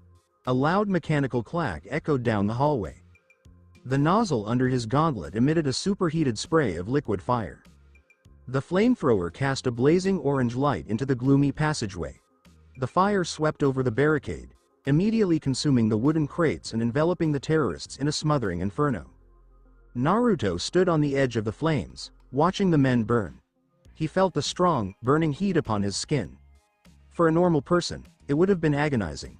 However, for his Saiyan biology, which had been starved of sunlight for nearly a week, the high-temperature radiation felt like a drop of water in a huge desert. His Zenkai adaptation buzzed, collecting the ambient heat and transforming it into a minuscule sliver of innate primal strength. "Clear," Naruto said, his voice cutting over the crackle of the flames. Tony's mechanical voice said, "Keep moving." They pushed deeper inside the complex. The alarm klaxons were now blaring, a loud screech ringing throughout the mountain. They reached the main ammunition storage, a vast chamber packed with wooden containers marked with Stark Industries insignia. Millions of dollars of weapons are illegally hoarded in the dark. The scarred commander stood at the center of the stockpile, surrounded by 20 heavily armed soldiers. The commander's eyes widened as the Mark I emerged from the tunnel and entered the murky cavern. He stared from the iron golem to the golden-haired youngster standing behind it, horrified that he had trapped 2 apex predators in a cage and given them the key. The commander yelled, "Kill them," in his native tongue, aiming an anti-tank rocket launcher at Tony's chest. Naruto's sovereign senses erupted furiously. The projectile was unlike a bullet. It had enough kinetic mass to puncture the Mark I's plate and potentially endanger the arc reactor. Tony was too sluggish. The iron suit was designed for durability, not mobility. He was unable to dodge. As the commander pulled the trigger, the rocket emitted a thunderous roar and left a path of thick gray smoke. Naruto moved. He didn't try to catch it, as the explosive payload would detonate upon impact. Instead, he moved directly into the rocket's flight path, putting his body between the projectile and Tony Stark. Naruto lowered his center of gravity by planting his feet firmly on the solid rock. He crossed his arms in front of his chest, contracting every muscle fiber in his body to its greatest density, bracing for a localized hit. Clang. The rocket did not detonate. Naruto's sheer physical bulk and exact angle of deflection altered the rocket's course by a small fraction of an inch, just before the warhead's arming mechanism activated. The missile flashed violently against his crossed forearms, leaving a deep, jagged groove in the heavy leather bracer before ricocheting off his Saiyan muscles. It deflected upward, soaring above Tony's head and colliding with the cavern roof. The explosion covered the chamber in dust and rock, knocking several guards to the ground. Tony looked back at the adolescent who had just slapped an anti-tank missile away. Naruto carefully lowers his arms. The leather on the bracer was smoldering, and the copper wire was singed, yet the connection remained. He turned his head slightly and locked eyes with the horrified leader. "Your turn," Naruto responded, standing back. Tony stepped forward. The mechanical gears on the Mark I grinded together like the fangs of a famished beast. He raised both arms and pointed the heavy gauntlets directly toward the vast heaps of Stark Industries ammunition. "My turn," Tony echoed, his voice filled with devastating determination. Tony activated two flamethrowers simultaneously. The cavern was washed over by twin torrents of fire.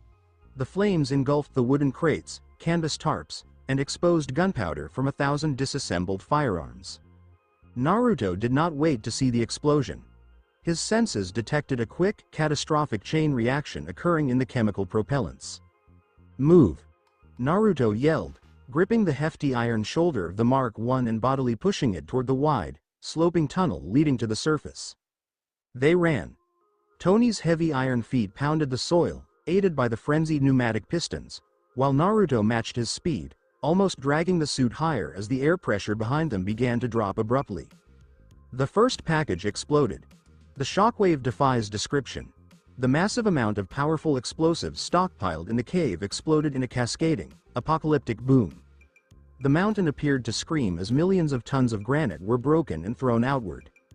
A wall of concussive energy and scorching heat followed them up the tube. Tony cried, "Brace!" and locked the suit's joints as the shockwave hit them. The power lifted the half-ton iron armor off the ground and threw it forward like a rag doll. Naruto was caught up in it, his body sliding through the superheated air. The group was brutally driven from the cave and consumed in a tremendous firestorm that spread throughout Afghanistan.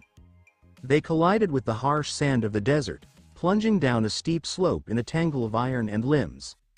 The Mark I tore apart during the descent, with pieces of the rudimentary armor flying off and burying themselves in the sand.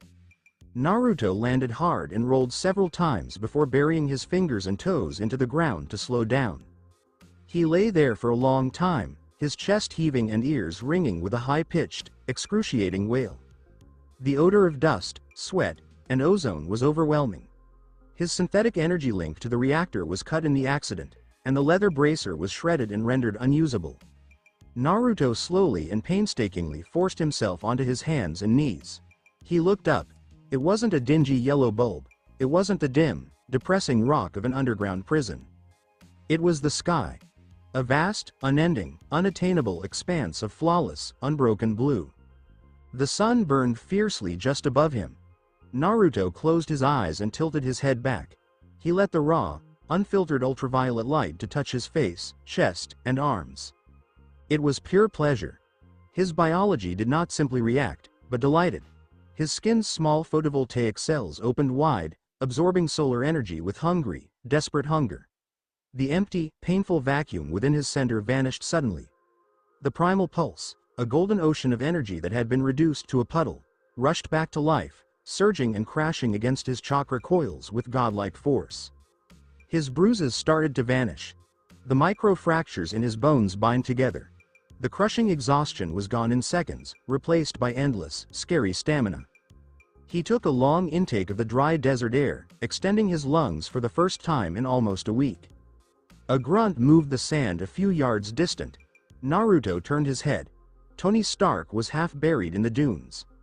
The massive iron chassis of the Mark I was destroyed, with the faceplate blown off.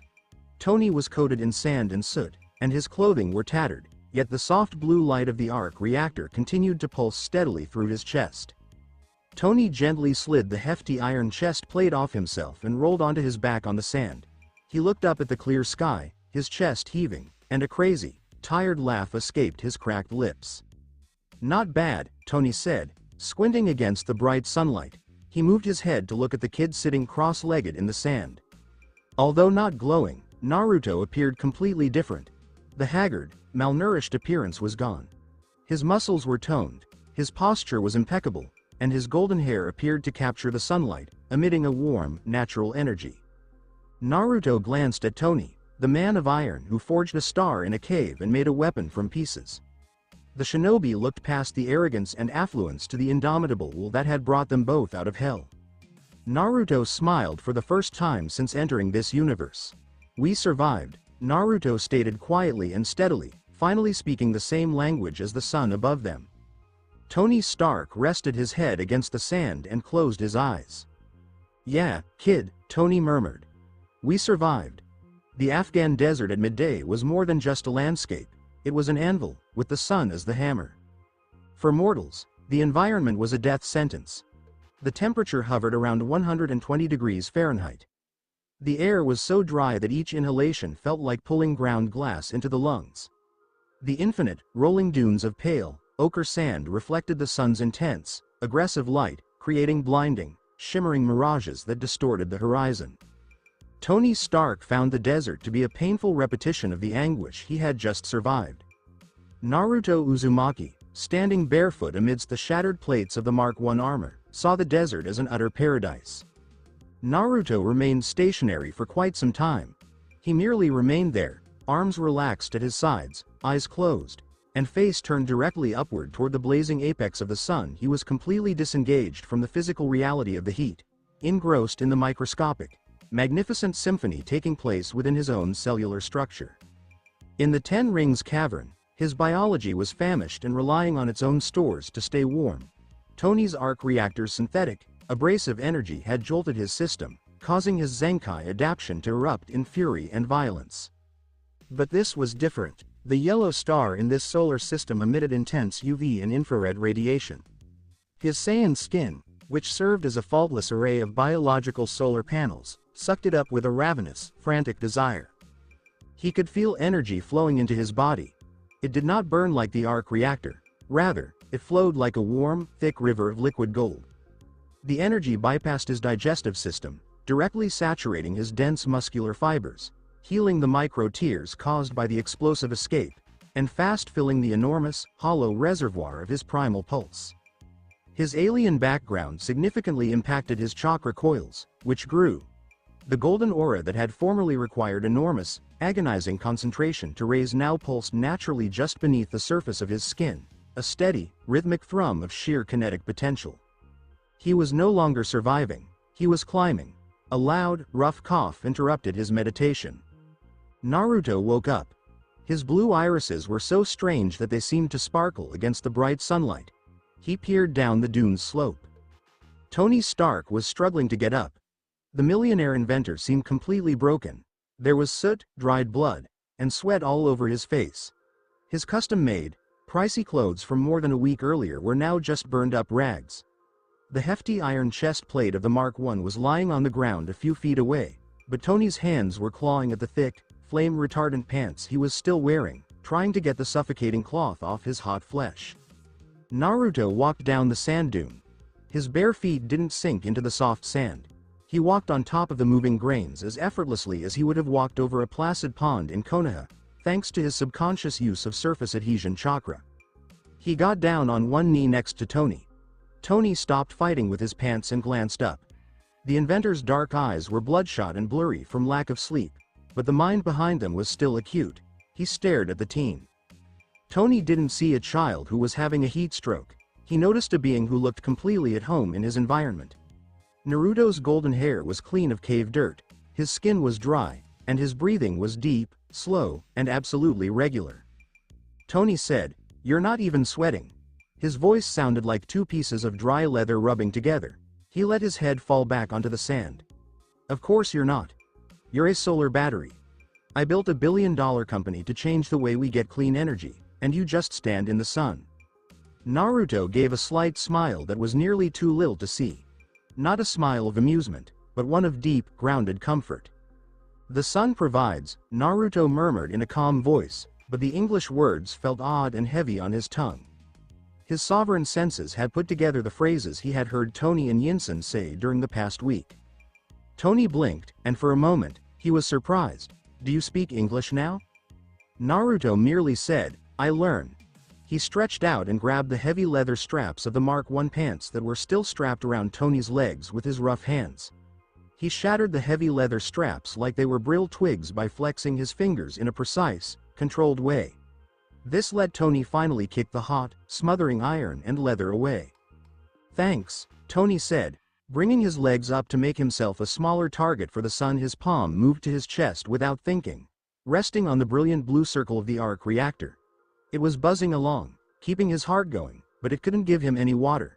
It couldn't stop the fire from burning his brain. Tony turned around and peered at the cave's flaming, cratered mouth in the distance. The black plume of smoke from the bursting cache of weapons was rising far into the sky, leaving a sinister mark on the pristine blue sky. His face became rigid. The caustic, stubborn armor he wore over his personality broke, showing the raw, bleeding wound underneath. "He didn't make it," Tony muttered, and the words carried the heavy weight of reality. Naruto didn't say empty things. He didn't claim that Yinsen was in a better place or that they had no choice.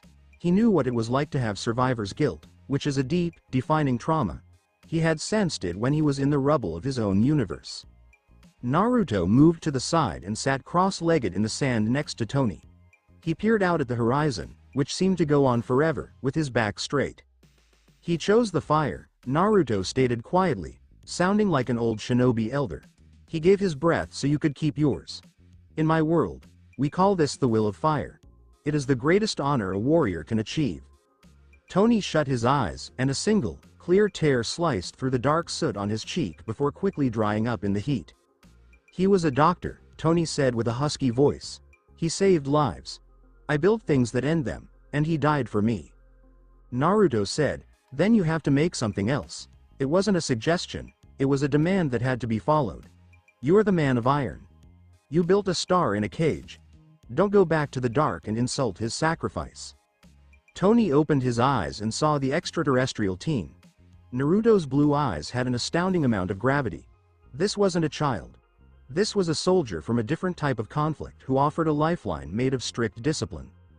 Tony took a slow, shaky breath. He nodded once. The promise was made and sealed amid the hot sands of Afghanistan. "Okay," Tony said quietly as he pushed himself up on his elbows and the world around him spun dangerously. "Let's go. We can't stay here. The explosion will bring their patrols, if anyone survived that blast." Naruto stated with a cold conviction. They did not survive. His senses had scanned the wreckage below. There were no heartbeats remaining under the mountain. "But other people will see the smoke. Let's walk." Tony struggled to get up.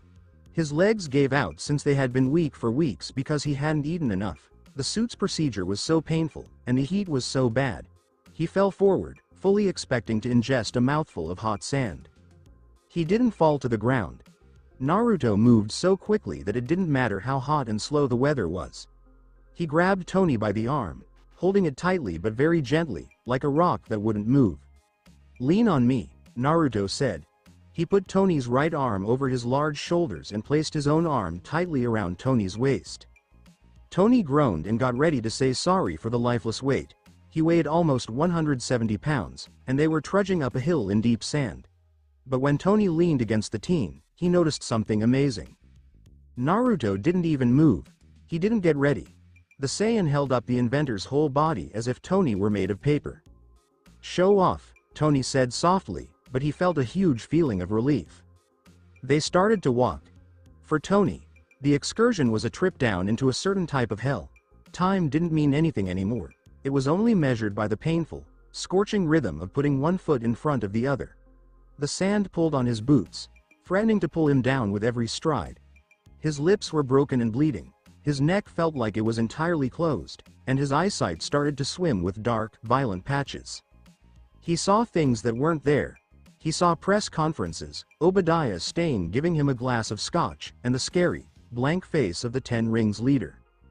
The only thing that never changed was the teenager's tight grasp on his side. In the wasteland, Naruto was an oddity. He walked at a steady, rhythmic pace. His respiration never got faster. His skin stayed absolutely cool, which was strange because it acted like a localized heatsink for Tony's overheated body. The sun kept beating down on them, and Naruto got stronger with each hour that passed. His solar absorption was working at full power. He could feel his primal pulse's huge, empty reserves filling up. His muscles were full of kinetic energy since they were made of tightly woven carbon nanotubes. He could have snatched up Tony, tossed him over his shoulder, and run across the desert at Mach 2, getting to civilization in a few minutes. But his sovereign senses told him not to do it. Tony's heart rate was dangerously unstable. The human's neurological system was quite badly hurt. If Naruto hit him with the full force of Saiyan speed without the Mark I armor to shield him, Tony's internal organs would burst. So, Naruto went for a walk. He kept up with the slow, painful pace of human survival, acting as an immovable foundation of support. "Talk to me, kid," Tony said drunken hours later, his head resting on Naruto's shoulder. "Don't let me sleep. My brain is going to fry if I do. Tell me about your son." Naruto maintained his gaze on the shining horizon. He used all of his senses, reaching out in a huge 50-mile radius to look for the low-frequency hum of machines or the unique bioelectric signals of human life. "My son was not like yours," Naruto answered slowly, picking his English words carefully. "It was quieter. The light in my world came through deep forests and giant trees. We got energy from the earth and from living things. We called it nature energy." "Sounds peaceful," Tony said with his eyes half closed. "It wasn't," Naruto said, his voice flat and emotionless. "We used it to kill, just like you use iron." Tony let out a dry, rattling laugh that quickly turned into a severe cough. "Right. People and aliens all have their own ways of making a better gun. What about the golden light in the cave? What was that?" Naruto stopped. He thought about the man who was leaning against him. Tony Stark had seen him at his worst, when he had no power at all, and he had constructed him a lifeline regardless. The truth was Tony's. "It is my biology," Naruto said in a low voice. "A primal pulse. It is the raw, unrefined energy of my bloodline. In my world, they thought it was a demon sealed inside me. They called it the Nine Tails. They were afraid of it because it is violent and breaks things." Tony made himself open his heavy eyes and stare at Naruto's face. The teenager's jaw was hard, and his face was blank, but Tony could hear how lonely the lad was in his words. "A demon," Tony said again in a low voice. He tapped the blue ring that was glowing in his chest. "They told me the shrapnel in my heart was a death sentence. That I was living on borrowed time. I built this to prove them wrong. It's not a demon, kid. It's just an engine. It only breaks things if you don't know how to steer." Naruto turned his head and looked at Tony's tired, dirty face with his blue eyes. For a split second, the strict, unbreakable wall Naruto had around his feelings wavered. He saw a mirror in Tony Stark, a man with a dangerous, unstable core who was striving hard to keep it under control. "An engine," Naruto said again, and the idea struck a deep chord in his rational, shinobi mind. Naruto suddenly stopped in his tracks. Tony tripped and groaned as the sudden stop hurt his already sore ribs. What is it? Did you find water?" Naruto didn't say anything. He shut his eyes and his ears twitched a little. His prehensile tail, which had been tightly wrapped around his waist, uncoiled a little, and the fur stood on edge as it picked up tiny vibrations in the air. 50 miles away and getting closer fast. It wasn't a biological mark. The heavy, repetitive, mechanical thudding of rotary blades moving huge amounts of air. The desert winds had never heard a frequency like that before. Naruto said, "We wait here." He carefully put Tony down on the beach, making sure the inventor was sitting up straight. Naruto then walked in front of Tony and put his big shoulders in the right place to cast a cool, flawless shadow over the tired guy. Tony didn't want to fight since he was too weary. He just let his head fall between his knees, and his breathing was rough. 10 minutes went by. That's when Tony heard it. It began as a faint sensation in the ground, a steady thumping that grew into a thunderous scream. Tony made his head go up. 2 heavily armored U.S. military helicopters flew over the top of the nearest huge sand dune, cutting through the bright light of the afternoon sun the unique, blocky shapes of UH-60 Black Hawks. They were flying low and churning up huge clouds of dust behind them as they searched in a wide area. Tony looked at them, but his mind wouldn't let him believe that they were being rescued.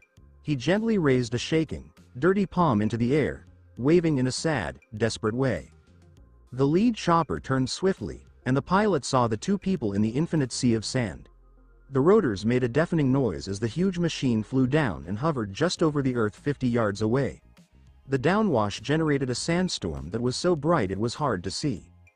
Naruto didn't move. He stood his ground perfectly, and the hurricane force winds couldn't move him because of his deep Saiyan biology. He stood in front of Tony in the best way to protect the fragile human from the sharp sting of the flying sand. The Black Hawk's side door opened. A man in a desert camouflage outfit jumped out of the chopper before the skids even touched the ground. He ran toward them across the sand with a look of sheer amazement and frantic hope on his face. Lieutenant Colonel James Rhodes was the one. "Tony," Rhodey yelled over the noise of the motors, his voice breaking. Tony strained to get up, but his body had finally reached its limit. He fell forward.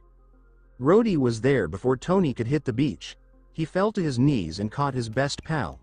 Rhodey grabbed Tony by the shoulders and pulled him into a tight, frantic hug. Tony muttered, "How was the fun, V?" His voice was almost a whisper, and a feeble, delirious smile touched his cracked lips. Rhodey let out a strangled laugh, and the tears on his face made clear lines in the dust. "Okay, next time you ride with me." Rhodey stepped back and swiftly checked Tony over. He saw the horrible state of his friend's clothes, the blood, the burns, and lastly, the blazing blue circle that was stuck in Tony's chest.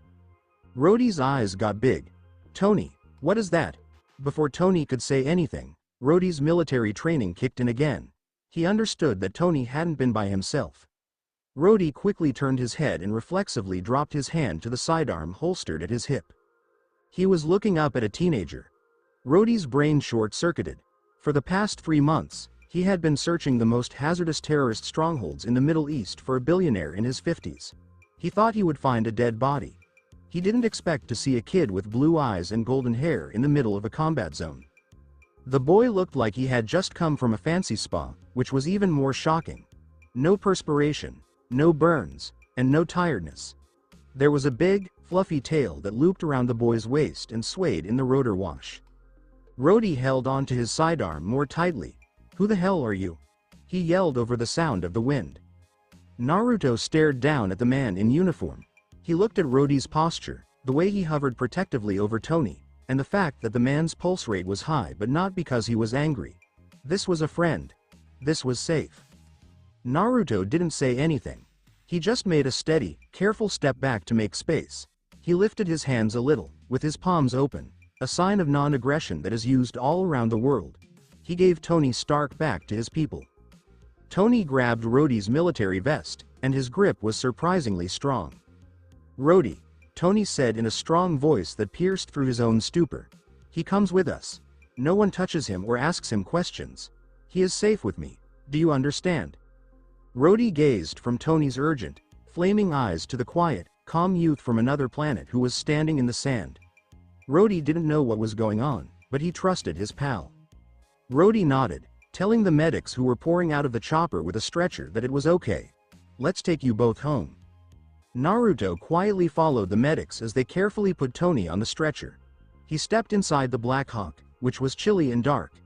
He sat on the metal seat with his arms crossed over his chest. His face was a placid mask of discipline that was hard to decipher. The massive doors slid shut, keeping the bright light of the desert out. The helicopter turned sharply and rose high into the sky, taking the man of iron and the alien shinobi away from the wasteland and straight to the center of a universe that was not ready for them. The change from the quiet, empty Afghan desert to the loud, mechanized heart of the US military was shocking. Naruto Uzumaki did not sleep for the first 12 hours. He sat precisely cross-legged on the chilly metal floor of a huge C-17 Globemaster III cargo plane, turning down the canvas jump seats. The size of the plane was mind-boggling. In the elemental nations, people could fly using earth jutsu that defied gravity or by summoning birds that had a natural, harmonious connection to the world. This machine didn't work together, it was in charge. The 4 huge turbofan engines made a loud, constant noise that shook the fillings in the teeth of the medics walking down the aisles. Naruto's very weak sovereign senses made the plane feel like a sensory nightmare. He could feel the avionics frenetic, fast-paced electrical pulses, the heavy, churning hydraulic fluid in the landing gear, and the 20 military soldiers on board's frenzied, racing heart rates. He closed his eyes and used deep shinobi meditation skills to separate the cacophony into several parts, actively filtering out the frequencies that could have overwhelmed his alien ear canals. Tony Stark was sleeping on a heavily monitored hospital gurney just a few feet away. The wealthy inventor had finally given in to complete physical fatigue as soon as the morphine entered his circulation. An IV drip slowly gave him fluids, while a slew of complicated monitors kept an eye on the constant, mechanical pulse of the arc reactor burning under his bandages. "Hey," a voice broke through the noise of the engines. Naruto opened his eyes. Lieutenant Colonel James Rhodes was standing a few steps away with his arms folded over his tactical vest. He looked very tired and quite suspicious. Rhodey had been studying the girl with the golden hair the whole journey. The military doctors had tried to look at Naruto twice. They came up with stethoscopes, blood pressure cuffs, and needles, thinking the youngster was a terrified prisoner who needed quick medical attention. Naruto just gazed at them. He hadn't moved or said anything, but the heavy, crushing weight of his gaze, the predatory, immovable stillness of a being perfectly capable of breaking their necks, made the doctors reflexively back away, their instinctual hindbrains screaming at them to retreat. Tony, who was fighting off the drug, weakly raised a hand off the gurney. "Leave him alone," Tony had said in a sloppy voice. "He doesn't need your needles. If you poke him, he might break the plane." The medics had pulled back, but Rhodey stayed. Rhodey added, "We land at Edwards Air Force Base in an hour," increasing his voice so the engines could hear him. "Tony says you're safe with him. That's fine. But you're walking into a circus, kid. The whole world thinks he's dead. When those doors open, there will be a lot of noise, cameras, and men with guns who are very scared." Naruto looked Rhodey in the eye. He looked at the soldier's stance. Rhodey wasn't going to hurt him. He was just warning him. It was the right thing for a commanding officer to do to try to keep things in order in a chaotic situation. Naruto rose up and crossed his legs. The C-17 hit a pocket of very bad turbulence, which shook the airframe violently. The medics held onto the wall straps with pallid expressions. Naruto didn't even move. His bare feet stayed perfectly rooted on the bouncing metal platform, thanks to his ability to control gravity in a small area. Rhodey looked at the teen's feet, then back up to his bright blue eyes. The colonel felt a shiver run down his spine. Naruto said, "I don't fear noise," with a heavy accent yet clear speech. His voice had the calm, complete authority of a seasoned commander. "And guns don't break my skin. I'm here for him," he said, pointing a single, rough finger toward Tony's sleeping body. Rhodey nodded slowly and gulped hard. "Okay. Just stay close to him." The massive back ramp of the C-17 eventually fell onto the hot California tarmac, and Naruto's senses were assaulted in a whole new way. The heat was nothing like the dry, deadly oven in Afghanistan. It was thick, hot, and smelled like jet fuel, burnt rubber, and cheap cologne. A real wall of sound hit them as the ramp hit the ground. A small line of Air Force security kept back dozens of military troops, government officials, and a huge, writhing sea of journalists. The flashbulbs, bursting, made it hard to see, and the strobe light effect made the tarmac look like it was covered in sharp, jagged shadows. Rhodey pulled Tony's wheelchair down the ramp, and Naruto stood just behind it. Naruto's sovereign senses went off right away. He wasn't following chakra. He was charting the electromagnetic spectrum. The Secret Service operatives' digital cameras, cell phones, and earpieces all made a jumbled, interlaced sound. It was a labyrinth of data and spying that you couldn't see. He didn't get scared. He made a list of the threats. No one pulled out their firearms. The crowd's heart rates went up not because they were angry, but because they were so excited and shocked. Naruto saw how frantic the media were to yell Tony's name, and he concluded that they worship him. He is more than just an innovator here. He is their king. A daimyo of iron and trade. "Tony." A loud, clear voice broke through the noise. A woman with bright strawberry blonde hair forced her way through the military brass. She was wearing a well-fitted work suit, and her stance was very professional. However, her eyes were red and full of tears. Naruto looked at her right away. Her heart rate was going through the roof, and she felt better. There was no trickery in her biological indicators at all. Her happiness was deep, real, and all about the man in the wheelchair. Tony Stark had been fighting through agony and the painful building of his own mechanical heart for the past week. Finally, he let his sarcastic mask drop. An expression of pure, unadulterated weakness came over his face. "Your eyes are red," Tony said in a hoarse voice as he looked up at Pepper Potts. He rarely let anyone see this side of him. "A few tears for your boss who has been gone for a long time." "Tears of joy," Pepper said, her voice shaking as she softly stroked his shoulder, as if to make sure he was genuine. "I hate looking for work." "Yeah, well, vacation's over," Tony said with a wan smile. When Pepper looked down, she finally saw the golden-haired youngster standing silently behind the wheelchair like a shadow. She stepped back, her sharp eyes taking in the unusual whisker marks, the penetrating blue gaze, and the thick, furry tail that was swaying softly behind him. "Tony," Pepper began, her relief fading for a moment as bewilderment took over. "Who is this?" "He's the reason I'm alive, Pep," Tony stated, and his tone made it clear that there was no room for debate. "Naruto is his name. He'll be with us forever." Pepper Potts was a woman who took care of the daily craziness in Tony Stark's life. She didn't move. She only nodded and gave Naruto a weak, professional grin. "Thanks." Naruto bowed his head in a shallow, polite way to show that he understood her sincerity. Before the moment could settle, a big, scary man rushed past the generals of the Air Force. He was a huge guy with no hair and an impeccable, very expensive suit. He moved with the heavy, calculating confidence of a top predator that was at ease in its own area. He threw his arms up and let out a loud, happy laugh. "Tony!" Obadiah Stane yelled, seizing Tony's shoulders with his big, hefty hands. "You scared us to death, my boy. We thought we had lost you." Obadiah leaned in and hugged Tony so tightly that he almost crushed him. Tony groaned since his ribs were still very sore, but he rubbed Obadiah's back. "Obi, I missed you." Naruto didn't bow down. He didn't even blink. He froze, and his body became still, which was scary. His sovereign senses latched onto Obadiah Stane. The man's face looked like a beautiful mask of fatherly relief. He smiled a lot, and his eyes seemed like they were happy. But his biological indicators were telling a far different picture than the pricey fragrance and cut wool. Obadiah's heart rate didn't go up and down with relief. It was a calm, steady, controlled rhythm, like a sniper holding his breath. The tiny movements of his facial muscles that lasted for 1,000th of a second and could only be seen by Naruto's alien eyes showed that he was very, very disappointed. He didn't like that Tony was still alive. He was figuring out how much it would cost to stay alive. The air around Naruto suddenly got 10 degrees cooler.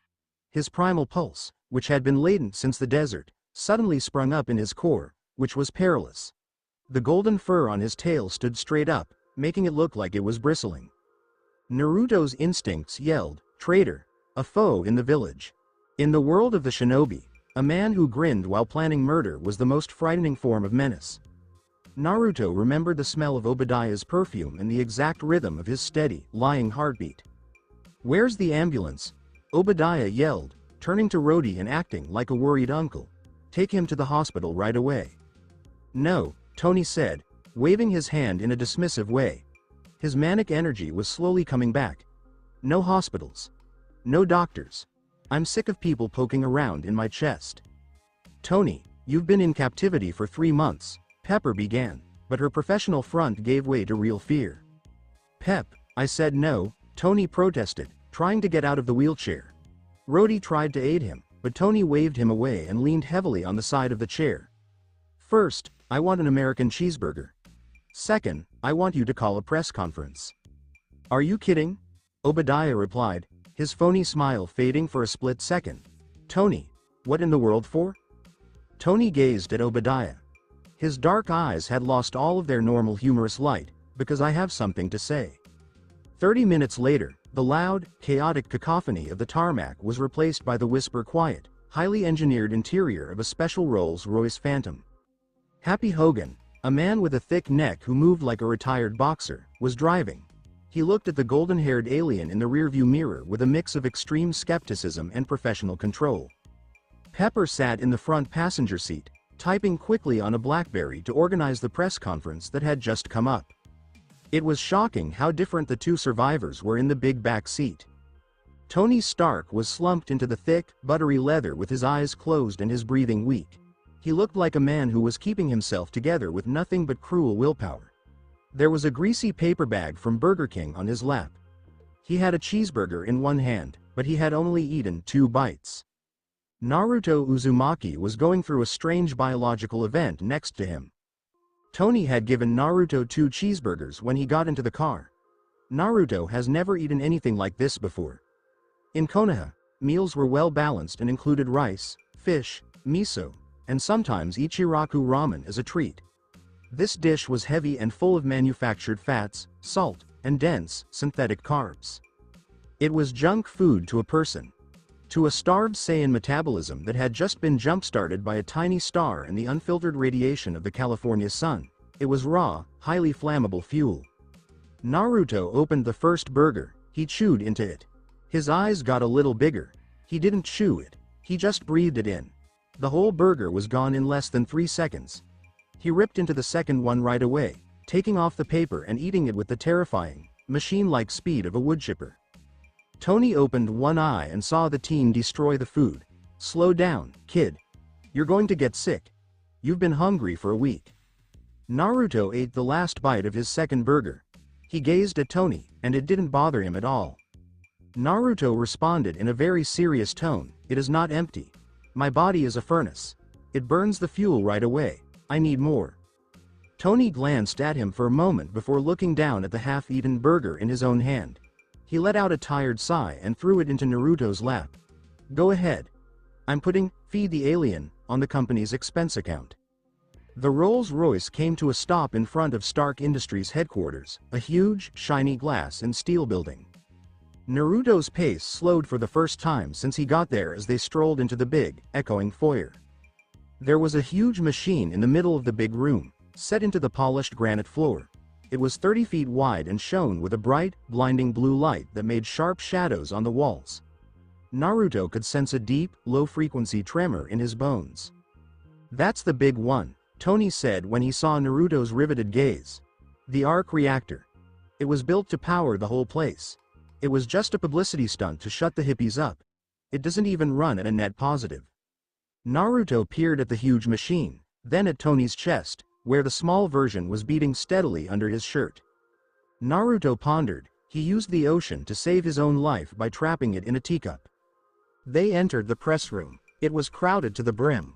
Hundreds of reporters, television teams, and Stark Industries board members were buzzing with feverish excitement. When Tony Stark entered the room, the crowd fell silent. He did not walk to the podium. To the utter terror of Pepper Potts and Obadiah Stane, Tony walked to the front of the stage and sat down on the carpeted floor, putting his back on the wooden podium. He appeared worn and shattered, but his eyes were filled with a frenzied clarity. "Hey," Tony said into the microphone, reverberating through the silent room. "Sit down. Everyone, just sit down." The reporters, perplexed but intrigued, lowered themselves to the floor. Naruto didn't sit. He strolled to the far side of the room, placing his back against the cool marble wall. He crossed his arms across his chest, blending seamlessly into the shadows as a silent, golden sentinel. His gaze roamed the room, disregarding the media and focusing on the faces of the Stark Industries executives standing in the rear. He focused on Obadiah Stane. "I never got to say goodbye to my father," Tony said, his voice subdued and lacking the customary theatrical projection. "There's questions I would have asked him. I would have asked him how he felt about what his company did. If he was conflicted, if he ever had doubts, or if he was every inch of man we remember from the newsreels." Tony drew a shaky breath and automatically rested his hand on his chest. "I saw young Americans killed by the very weapons I created to defend and protect them." Tony's voice hardened, changing his anguish into a cold, terrifying determination. "And I saw that I had become part of a system that is comfortable with zero accountability." The place was dead silent. The only sound was the frenetic click of the camera shutters. Obadiah Stane's expression remained impassive, but Naruto's sovereign senses detected a sharp jump in his heart rate. The sniper's slow, precise rhythm was gone. It was replaced by the frantic, furious thumping of a guy whose empire was quickly engulfed. "I had my eyes open," Tony said, gently getting up from the floor and leaning heavily on the stage. He peered out across the sea of reporters. I came to realize that I have more to offer this world than just making things that blow up. And that is why, effective immediately, I am shutting down the weapons manufacturing division of Stark Industries." Pandemonium erupted. The room became chaotic, with frantic reporters, cameramen, and executives. The roar was overwhelming, a surge of pure, unadulterated anarchy. Obadiah Stane rushed to the platform with a frenzied expression, grabbing Tony's microphone and attempting to control the company's stock. Naruto stared from the shadows. He wasn't concerned about the stocks, the company, or the weaponry. He cared about the threat. Obadiah slung a large arm around Tony's shoulders, escorting him off the stage as a form of parental protection. Naruto, however, saw Obadiah's white-knuckled hold. He noticed the icy, homicidal calculating in the enormous man's eyes. Tony Stark declared war on his own legacy, thinking he had left the battlefield in Afghanistan. Naruto Uzumaki realized the truth as he pushed off the marble wall and followed his new charge. The conflict had not concluded in the desert. The drive up the Pacific Coast Highway was full of stark contrasts. A week ago, Naruto Uzumaki was bleeding out in a crater in the Valley of the End, hearing the terrible scream of a dying world. He had just walked through an interminable sea of hot Afghan sand, carrying a dying guy.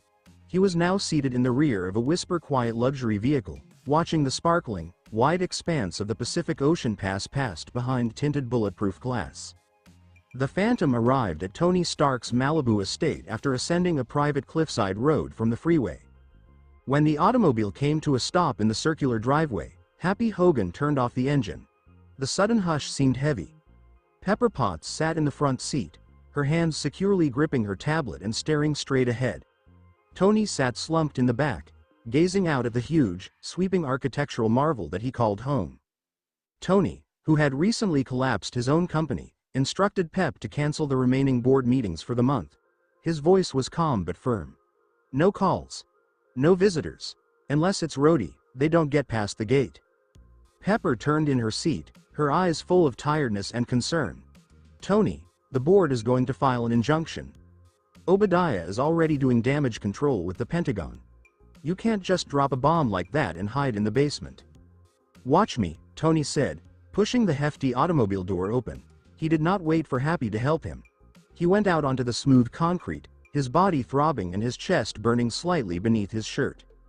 Naruto exited on the opposite side of the automobile. He didn't see the fancy cars parked in the garage or the pricey modern art sculptures on the lawn. His sovereign senses immediately switched to a tactical sweep. He examined the structure of the mansion itself. The structure was multi-level and built into the edge of a cliff, overlooking the ocean's roaring waves. The entire west-facing wall was made out of huge, floor-to-ceiling glass panels. Naruto squinted his gaze slightly. His shinobi instincts immediately assessed that his defense was terrible. A single explosive tag, or rocket, could destroy the entire perimeter. No blind areas, but no cover. A glass fortress designed for ego, not battle. However, the position was tactically ideal. The sheer drop to the ocean barred any ground assault from behind, while the lofty vantage position provided an uninterrupted view of oncoming aerial threats. It was flawed, but it was defendable. Tony climbed the stairs to the hefty front door. He did not utilize a key. He merely put his hand on a slick glass panel. A quiet bell rang out, and the massive doors slid open with a pneumatic hiss. "Welcome home, sir," a sharp British accent echoed from the ceiling. Naruto froze. His feet were firmly planted on the imported hardwood floor. His back became perfectly straight, and the golden fur on his tail swelled up furiously. His blue eyes raced about the room, observing the corners, the ceiling, and the shadows. His sovereign senses expanded to their full potential, creating a spherical network of detection. He looked for a heartbeat. He looked for the bioelectric hum of a neurological system. He looked for the tiny displacement of air that a hidden assassin would cause. There was nothing. The voice had appeared from everywhere and nowhere, devoid of biological presence. "Who speaks?" Naruto asked, his voice falling an octave to a deadly rumbling that vibrated in the air. He raised his right palm, muscles tense, ready to aggressively channel his primal pulse into a targeted shockwave. Pepper stepped slightly behind Happy, startled by the teenager's new aggressive posture. Tony simply offered a tired hand and a reassuring smirk. "Stand down, kid," Tony replied, leaning heavily against the kitchen island. "Nobody's hiding in the walls. That's Jarvis." Naruto did not let down his guard. "A spirit?"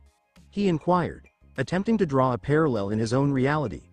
He had fought reanimated corpses and engaged with his parents' locked chakra ghosts. A voice without a body represented a spiritual threat. Tony moaned and rubbed his temples as a headache began to throb behind his eyelids. "He's an artificial intelligence. A very smart, very expensive house. He runs the security, the climate control, and the lab. He's a brain without a body, woven into the wires." Naruto carefully lowers his hand. He examined the small, black round speakers positioned precisely flat with the ceiling. A brain in the cables. It was an odd thought, but not completely unreasonable in a universe capable of creating a little star. "Like a sealed entity," Naruto said, nodding slowly, "bound to the architecture to serve the master of the house." Tony blinked and looked at Pepper, who was equally perplexed. "Sure," Tony said, too fatigued to explain the complexities of coding and quantum processing. "Let's go with that. Jarvis, meet Naruto. He's a permanent guest. Give him full clearance, unrestricted access to the pantry, and if he breaks a wall, don't call the cops. Just put it on my tab." Jarvis replied, "Acknowledged, sir," with a mechanical tone. "It is a pleasure to make your acquaintance, Mr. Naruto. I have cataloged your biometric signature." Naruto stared at the ceiling for a long time. Then, with the deadpan gravity of a shinobi addressing a regional deity, he extended a brief, polite bow to the nearest speaker. "I acknowledge your guardianship of this territory, Jarvis," Naruto replied. "You are most welcome, sir," the AI said quickly. Tony laughed dryly and shook his head as he approached the glass stairs to the house's basement. "You two are going to get along great. Pep, Happy, go home. Get some sleep. I've got work to do." Pepper started to object, but Tony's stare silenced her. He was withdrawing. The press conference had been his huge, explosive statement, but the aftermath was a scary reality that he wasn't prepared to face without armor. Pepper and Happy closed the huge front doors, leaving the massive glass palace silent but for the distant smashing of ocean waves against the cliffs below. Tony descended into his underground workshop, the blast doors closing behind him. Naruto didn't follow. He realized the importance of seclusion following trauma. He moved toward the large glass windows that overlooked the ocean. He located a sliding door, unlocked it, and stepped out onto the broad, sun-drenched balcony overlooking the Pacific. The air was pure, salty, and spacious. The California sun was beginning its slow descent into the horizon, sending a magnificent, blinding sheet of golden light over the lake. Naruto approached the edge of the balcony. He sat down, crossed his legs in the proper lotus posture, and closed his eyes. He survived the immediate catastrophe. He had found an ally in this odd, metallic realm. But when the adrenaline of the previous week faded, the awful reality of his circumstances enveloped him like a heavy, smothering blanket. He was stranded. There were no ceiling tags, spatial jutsu, or Rinnegan to repair the dimensional tear that had eaten him. The shinobi world, Konoha, Kakashi, Sakura, and his parents' memories were gone. Most significantly, Kurama was gone. Naruto's identity was determined by the 9 tails, which he carried with him throughout his existence. It was a crazy, hostile roommate he had spent years attempting to understand and manage. However, when the spatial gap separated him from his reality, it drastically changed his biology. He delved deeply into his own spirituality. He didn't find a massive iron cage. He didn't find a sewer full of stagnant water. He discovered a star. A golden sphere of primal energy flared at the core of his being. It was no longer a separate creature. It was him. It was the actual, undeniable embodiment of his Saiyan heritage. It was a biological engine capable of receiving and turning cosmic radiation into absolute, planet-shattering kinetic power. As Naruto saw the raging golden star within him, he had a frightening conclusion. "It's wild," he thought, feeling overwhelmed by his own power. In the cave, he used some of it to break steel. In the tube, he used it to travel faster than sound. He was starving at the time, however. The power was increasing rapidly as it became saturated with the radiation of the Earth's golden sun. He couldn't merely be Tony Stark's shadow or bodyguard. A true shinobi, a true warrior, needed a root. If he let himself stagnate, allowing this golden energy to accumulate without an outlet. It would consume him. He would become a mindless creature of devastation, no better than the monsters Tony was attempting to stop. Naruto opened his eyes and looked out at the infinite blue horizon. The seaside breeze brushed his golden hair. He made a decision. He formed his ambitions in his own mind, striking them like iron on an anvil. First, he needed to master the language and understanding of the world. If he didn't comprehend the battlefield, brute power would be ineffective. He would use the ghost in the wires, Jarvis, to speed up his learning. Secondly, he needed to prepare for the enemy in the village. Obadiah Stane. Naruto sensed treason on the man. Tony was blinded by history and sadness, but Naruto was a weapon born of treachery. When the smiling man finally made his move, Naruto had to be prepared to execute him. But the third goal was the most important. It was a pledge of self-control. He needed to start a tough training regimen. He had to push the limits of his Zenkai adaptability. He needed to learn how to compartmentalize the primal pulse, directing the golden energy toward precise, microscopic points of impact rather than chaotic explosions. He had to learn how to battle without destroying the city he was standing in. He was no longer a shinobi using the 9 tails. He was an ideal Saiyan, and his training had begun. Naruto took a calm, deep breath, perfectly regulating his heartbeat. He concentrated solely on a single bead of perspiration growing on his brow, imagining the golden energy in his core and commanding it to compress. Tony Stark stood in the subterranean workshop, divided by concrete and steel, in front of his gigantic, glowing holographic displays.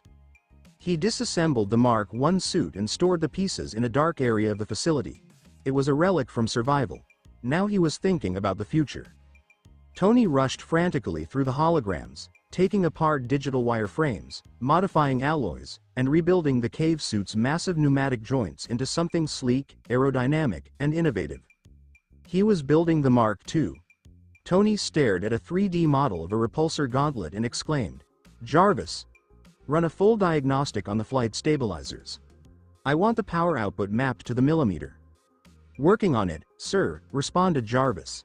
"If I may inquire, what are your intentions regarding our guest?" "His biological readings are unprecedented. He is currently on the west balcony. His core temperature is fluctuating at a rate that defies basic thermodynamics." Tony halted and rested his palms on the digital drafting table. He gazed up to the ceiling. He remembered the weight on the teenager's shoulder in the desert. He remembered the amazing, horrifying speed that had spared Yinsen from the first bullet, but not from the last. Tony Stark was isolated by his own talent, besieged by individuals seeking his money, weapons, or legacy. But the kid upstairs did not want any of it. The kid only wanted to protect him. "Let him run hot, Jarvis," Tony whispered quietly with a determined smirk on his lips. He returned to the flashing blue holograms, enlarging the armor plans until they filled the room. "He's doing his job. Let's make sure we do ours. We've got a lot of catching up to do." Time in the Malibu home did not pass, rather, it hovered, suspended in a bizarre, hyper-luxurious state. For the first 4 days, the enormous glass palace provided complete solitude. The Pacific sun beat down on the tinted windows as the world outside went into a media frenzy over Tony Stark's apocalyptic press conference. News helicopters occasionally buzzed the airspace miles off the shore, hoping to catch a sight of the unpredictable billionaire, but airspace limitations kept them at bay. Inside the house, a strange, silent ecosystem had developed. Tony Stark had disappeared deep within his studio. He only communicated with Jarvis in terse demands for coffee, wheatgrass smoothies, and exotic metallurgical alloys. He was possessed, motivated by the ticking, glowing clock in his chest and the ghosts of the Afghan cave. Naruto Uzumaki seized the sun-drenched top levels. The Stark home felt like an alien spacecraft to the adolescent who grew up in Konoha, a densely forested and primitive village. Everything was streamlined, mechanical, and frigid. He spent the first 2 days merely mapping the perimeter, his sovereign senses identifying structural flaws, automated security turrets disguised as lawn decorations, and the intricate, unseen web of infrared lasers that crisscrossed the property. By the 3rd day, his solar-powered Saiyan biology needed an outlet. The primal pulse within his core was like a raging ocean, and if he didn't learn to manage its tides, it would tear him up. Naruto stood in the midst of the open-plan living room and said, "Jarvis." He kept his voice calm, still unaccustomed to addressing an invisible entity. "At your service, Mr. Naruto," a clear British voice boomed from the ceiling speakers. "How may I assist you this morning?" Naruto stated, "I need a training ground," rolling his shoulders and making a sound like cracking stone. "A place of high resistance. Steel. Heavy weights. I need to test the limits of my physical vessel under this sun." "Sir maintains a state-of-the-art gymnasium on the Lower East Wing, overlooking the ocean," Jarvis answered effortlessly. "It is equipped with Olympic-grade free weights, pneumatic resistance machines, and a high-speed cardiovascular suite. I have illuminated the pathway for you." The baseboards lit up with soft LED lights, creating a beautiful path along the curving glass hallway. The path led Naruto to a big chamber with floor-to-ceiling windows and a stunning view of the breaking surf below. The room was spotless, smelled of expensive rubber matting and ionized air. Racks of chrome dumbbells adorned the mirrored walls, while several enormous, sophisticated machines sat in the center. Naruto approached the hefty squat rack. The steel bar was thick and engineered to withstand huge weight. He examined the stacks of iron plates sitting on the floor. He did not bother to calculate pounds or kilograms. He simply took up the largest plates, 45 pounds each, and started sliding them onto the bar. He filled it until there was no more place on the sleeves, and the total weight easily exceeded 800 pounds. Even for a peak condition athlete, this was a massive weight that could be fatal. Naruto stepped under the bar and placed it across his large shoulders. He did not wrap his hands. He did not take a deep, bracing breath. He just stood up. The steel bar bowed violently and groaned due to the force of the iron plates. Naruto did not feel it. He sensed it in the same manner as a regular person would feel a heavy winter coat. His Zenkai-adapted muscular fibers, braided like carbon nanotubes, scarcely detected any resistance. He squatted deeply, his glutes virtually touching the floor, and then rose with startling, explosive speed. He did it again, and again. 10 perfect, effortless repetitions in under 5 seconds. He racked the bar, causing the flooring to shake. He scowled, staring at his hands. There was no burn on his thighs. His heart rate hadn't increased by a single beat. Naruto mumbled, "This iron is fragile," and stepped away from the rack. He approached a big custom-built pneumatic chest press machine. It used compressed air cylinders to generate up to 1,000 pounds of smooth resistance. Naruto sat down, grabbed the grips, and pushed. He did not intend to destroy it. He merely underestimated the enormous, terrifying production of his own kinetic force when not actively restraining his primal pulse. Crack. The machine's massive, strengthened steel handles snapped off with a gunshot-like bang. The internal pneumatic cylinders exploded suddenly, splattering a fine mist of hydraulic fluid across the clean mirrors. Naruto froze, clutching 2 shattered steel handles in his palms. He looked at the broken, sparking machine, his ears twitching as he heard the hiss of escaping air. Naruto apologized softly and placed the broken handles neatly on the rubber floor. "I have broken the master's training tool." "Not to worry, Mr. Naruto," Jarvis answered, his tone unaffected and full of dry, programmed wit. "I shall simply add custom pneumatic presses to the expanding ledger of your incidentals. Shall I order a replacement made of titanium, or would you prefer to dismantle the cardiovascular equipment next?" Naruto gave a self-deprecating smirk. "No machines," he declared, walking over the puddle of hydraulic fluid. "Machines cannot hold me. I must use the earth." Naruto walked to the center of the room and cleared a huge area on the mats.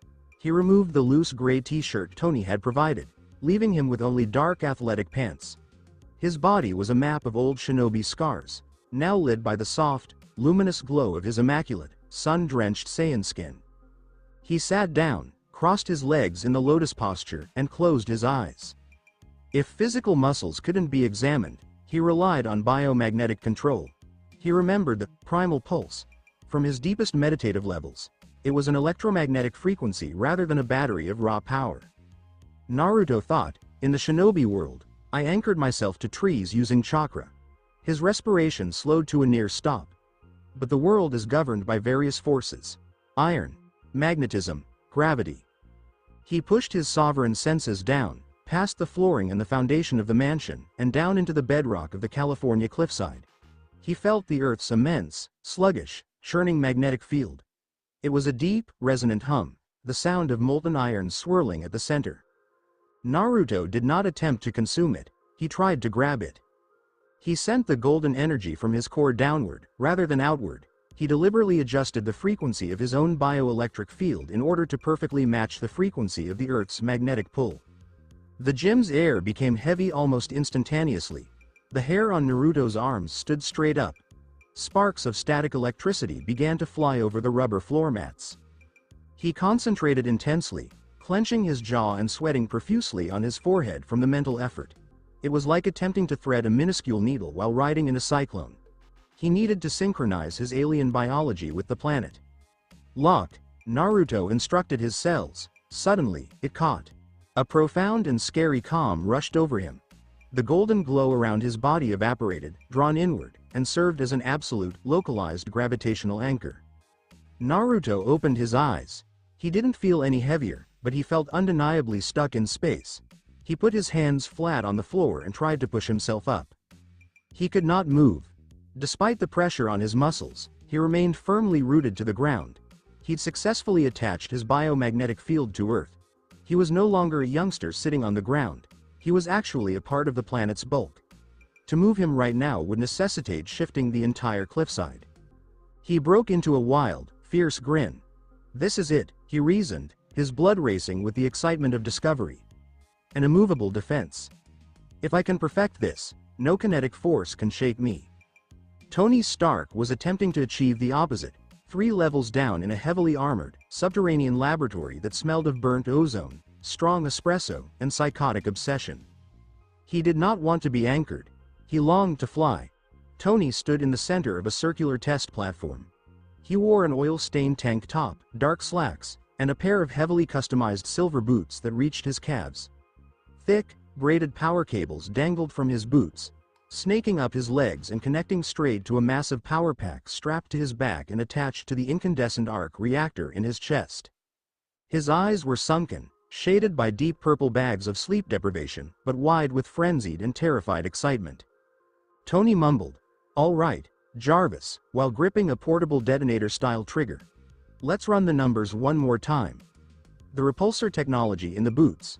It's not thrust, it's repelled gravity. It's concentrated plasma pushing against the ambient magnetic field. "The mathematics are theoretically sound, sir," Jarvis said, sounding cautious. "However, I must reiterate my concerns regarding the total lack of localized stabilization. Applying unilateral thrust to the lower extremities without a counterbalance is highly volatile." Tony waved dismissively. "I am the counterbalance. I've got great core strength. It's like riding a unicycle. A unicycle made of rocket fuel. We'll be fine." Tony noticed a massive, ungainly robotic arm with a camera lens clutching a crimson fire extinguisher. "Dummy!" Tony yelled at the robot. "You are on fire safety. If I catch fire, you spray me. If I am not on fire, you do not spray me. We clear? Do not spray me just because you panic." The robotic arm made a mechanical whir and slightly lowered the extinguisher. "Good boy," Tony remarked, returning to his computer monitors. He took a big breath and rolled his shoulders. "All right, Jarvis. Let's start slow. We are going to dial it up to, let's say, 1% thrust capacity. Just a little hop. 3, 2, 1. Tony squeezed the trigger. The reaction was immediate and violently disastrous. The repulsor boots didn't produce flames. They released a blinding, pure white flash of concentrated plasma, accompanied by the sound of a localized sonic boom. 1% thrust capacity on a power source capable of powering an entire factory was hardly a little hop. Tony was launched from the testing platform with the velocity of a cannonball. He did not have time to yell. The tremendous, horrifying G-force forced his head back.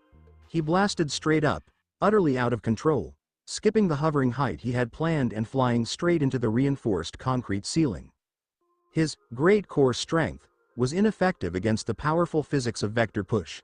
Without stabilizers, his body immediately became horizontal. Crash. Tony slammed against the ceiling, back first, cracking the concrete plaster. He rebounded against the ceiling, the repulsors still shooting ferociously, sending him spinning in a chaotic, horrifying ricochet across the vast facility. He smashed through a glass wall, sending fragments raining down, before eventually releasing the trigger. The boots whined as they powered down. Tony fell 10 feet and crashed into one of his antique sports cars, an immaculate Shelby Cobra. The hood buckled beneath his weight with a horrible crash. He rolled off the hood and onto the hard floor, completely limp. The lab fell silent, except for the crackle of broken glass and the hiss of the cracked automobile radiator. A mechanical buzzing sound disturbed the silence. Dummy, the robotic arm, moved forward. Its camera eye examined the groaning, smoldering form of its creator on the floor. Dummy lifted its claw, possibly out of sheer robotic terror, after calculating that the conditions for fire safety had been reached. A suffocating cloud of cold, white fire retardant foam smacked Tony in the face. Tony coughed hard, waving his hands through the foam, his lungs scorching. "Stop, I'm not on fire. Turn it off, bad robot." Before Dummy could lower the extinguisher, the laboratory's reinforced doors were brutally wrenched apart. Naruto Uzumaki stood at the doorway. He was breathing significantly heavier than usual due to the big hit from 3 stories above. He had severed his magnetic anchor and used his shinobi speed to completely avoid the steps, afraid that Obadiah's stain was attacking the mansion. Naruto's blue eyes scanned the room. He saw the shattered glass, the damaged classic automobile, Tony's smoking boots, and the billionaire, who was dressed head to toe in white foam and arguing with a robotic arm. Naruto's shoulders gradually relaxed. His posture relaxed, giving way to a profound, perplexed deadpan. He proceeded slowly down the concrete steps to the lab, his bare feet crunching on the broken glass. He paused a few feet away from Tony, who was sitting up and wiping foam from his eyes with a grease-stained towel. Naruto asked Dummy, "Are you under attack by the machine?" With a serious tone. "Do you require me to dismantle it?" Dummy let out a panicked, high-pitched beep and quickly rolled backward under a workbench, hiding the fire extinguisher. Tony let out a long, agonizing groan, cradling his damaged ribs and looking up at the adolescent. "No, stand down, killer. The robot is just an idiot. I was doing a flight test." Naruto observed the damaged roof, crushed car hood, and smoldering boots on Tony's legs. "You call this flight?" Naruto inquired, his tone expressing real surprise rather than ridicule. "In my world, a baby bird falling from a tree has more grace." Tony scowled at him and blew a clump of foam from his nose. "It's a prototype, kid. The thrust output is perfect. The repulsor tech works. It's the vector control that's the problem. I have no balance." Naruto crossed his arms across his naked chest. He reflected on his own training upstairs, the agonizing, precise control required to connect his primal pulse to the Earth's magnetic field. "You build a body of iron, but you do not understand your own center," Naruto observed, walking a careful circle around Tony and examining him like a shinobi instructor would a failed genin. "My center is fine," Tony said, wincing as he got up and his joints popped in protest. "It's physics. If you apply 1,000 pounds of thrust to the feet, the center of mass acts as a fulcrum. The body naturally wants to flip. I need a gyroscope, or, I don't know, a tail rotor." "You do not need a rotor," Naruto stated simply. He halted in front of Tony.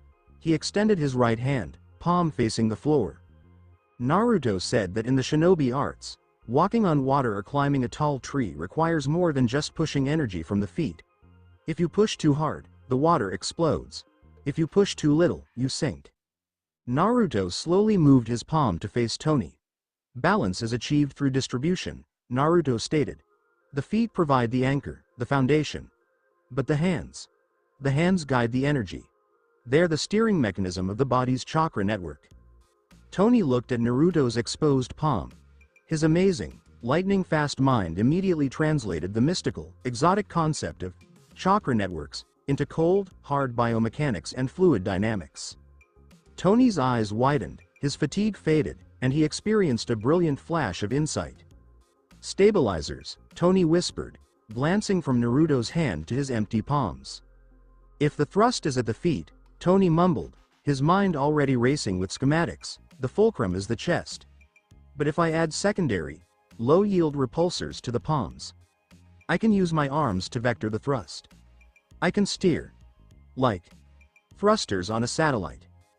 Tony smiled brightly at Naruto, while wearing fire-retardant foam on his face. He pointed his finger at the teenager.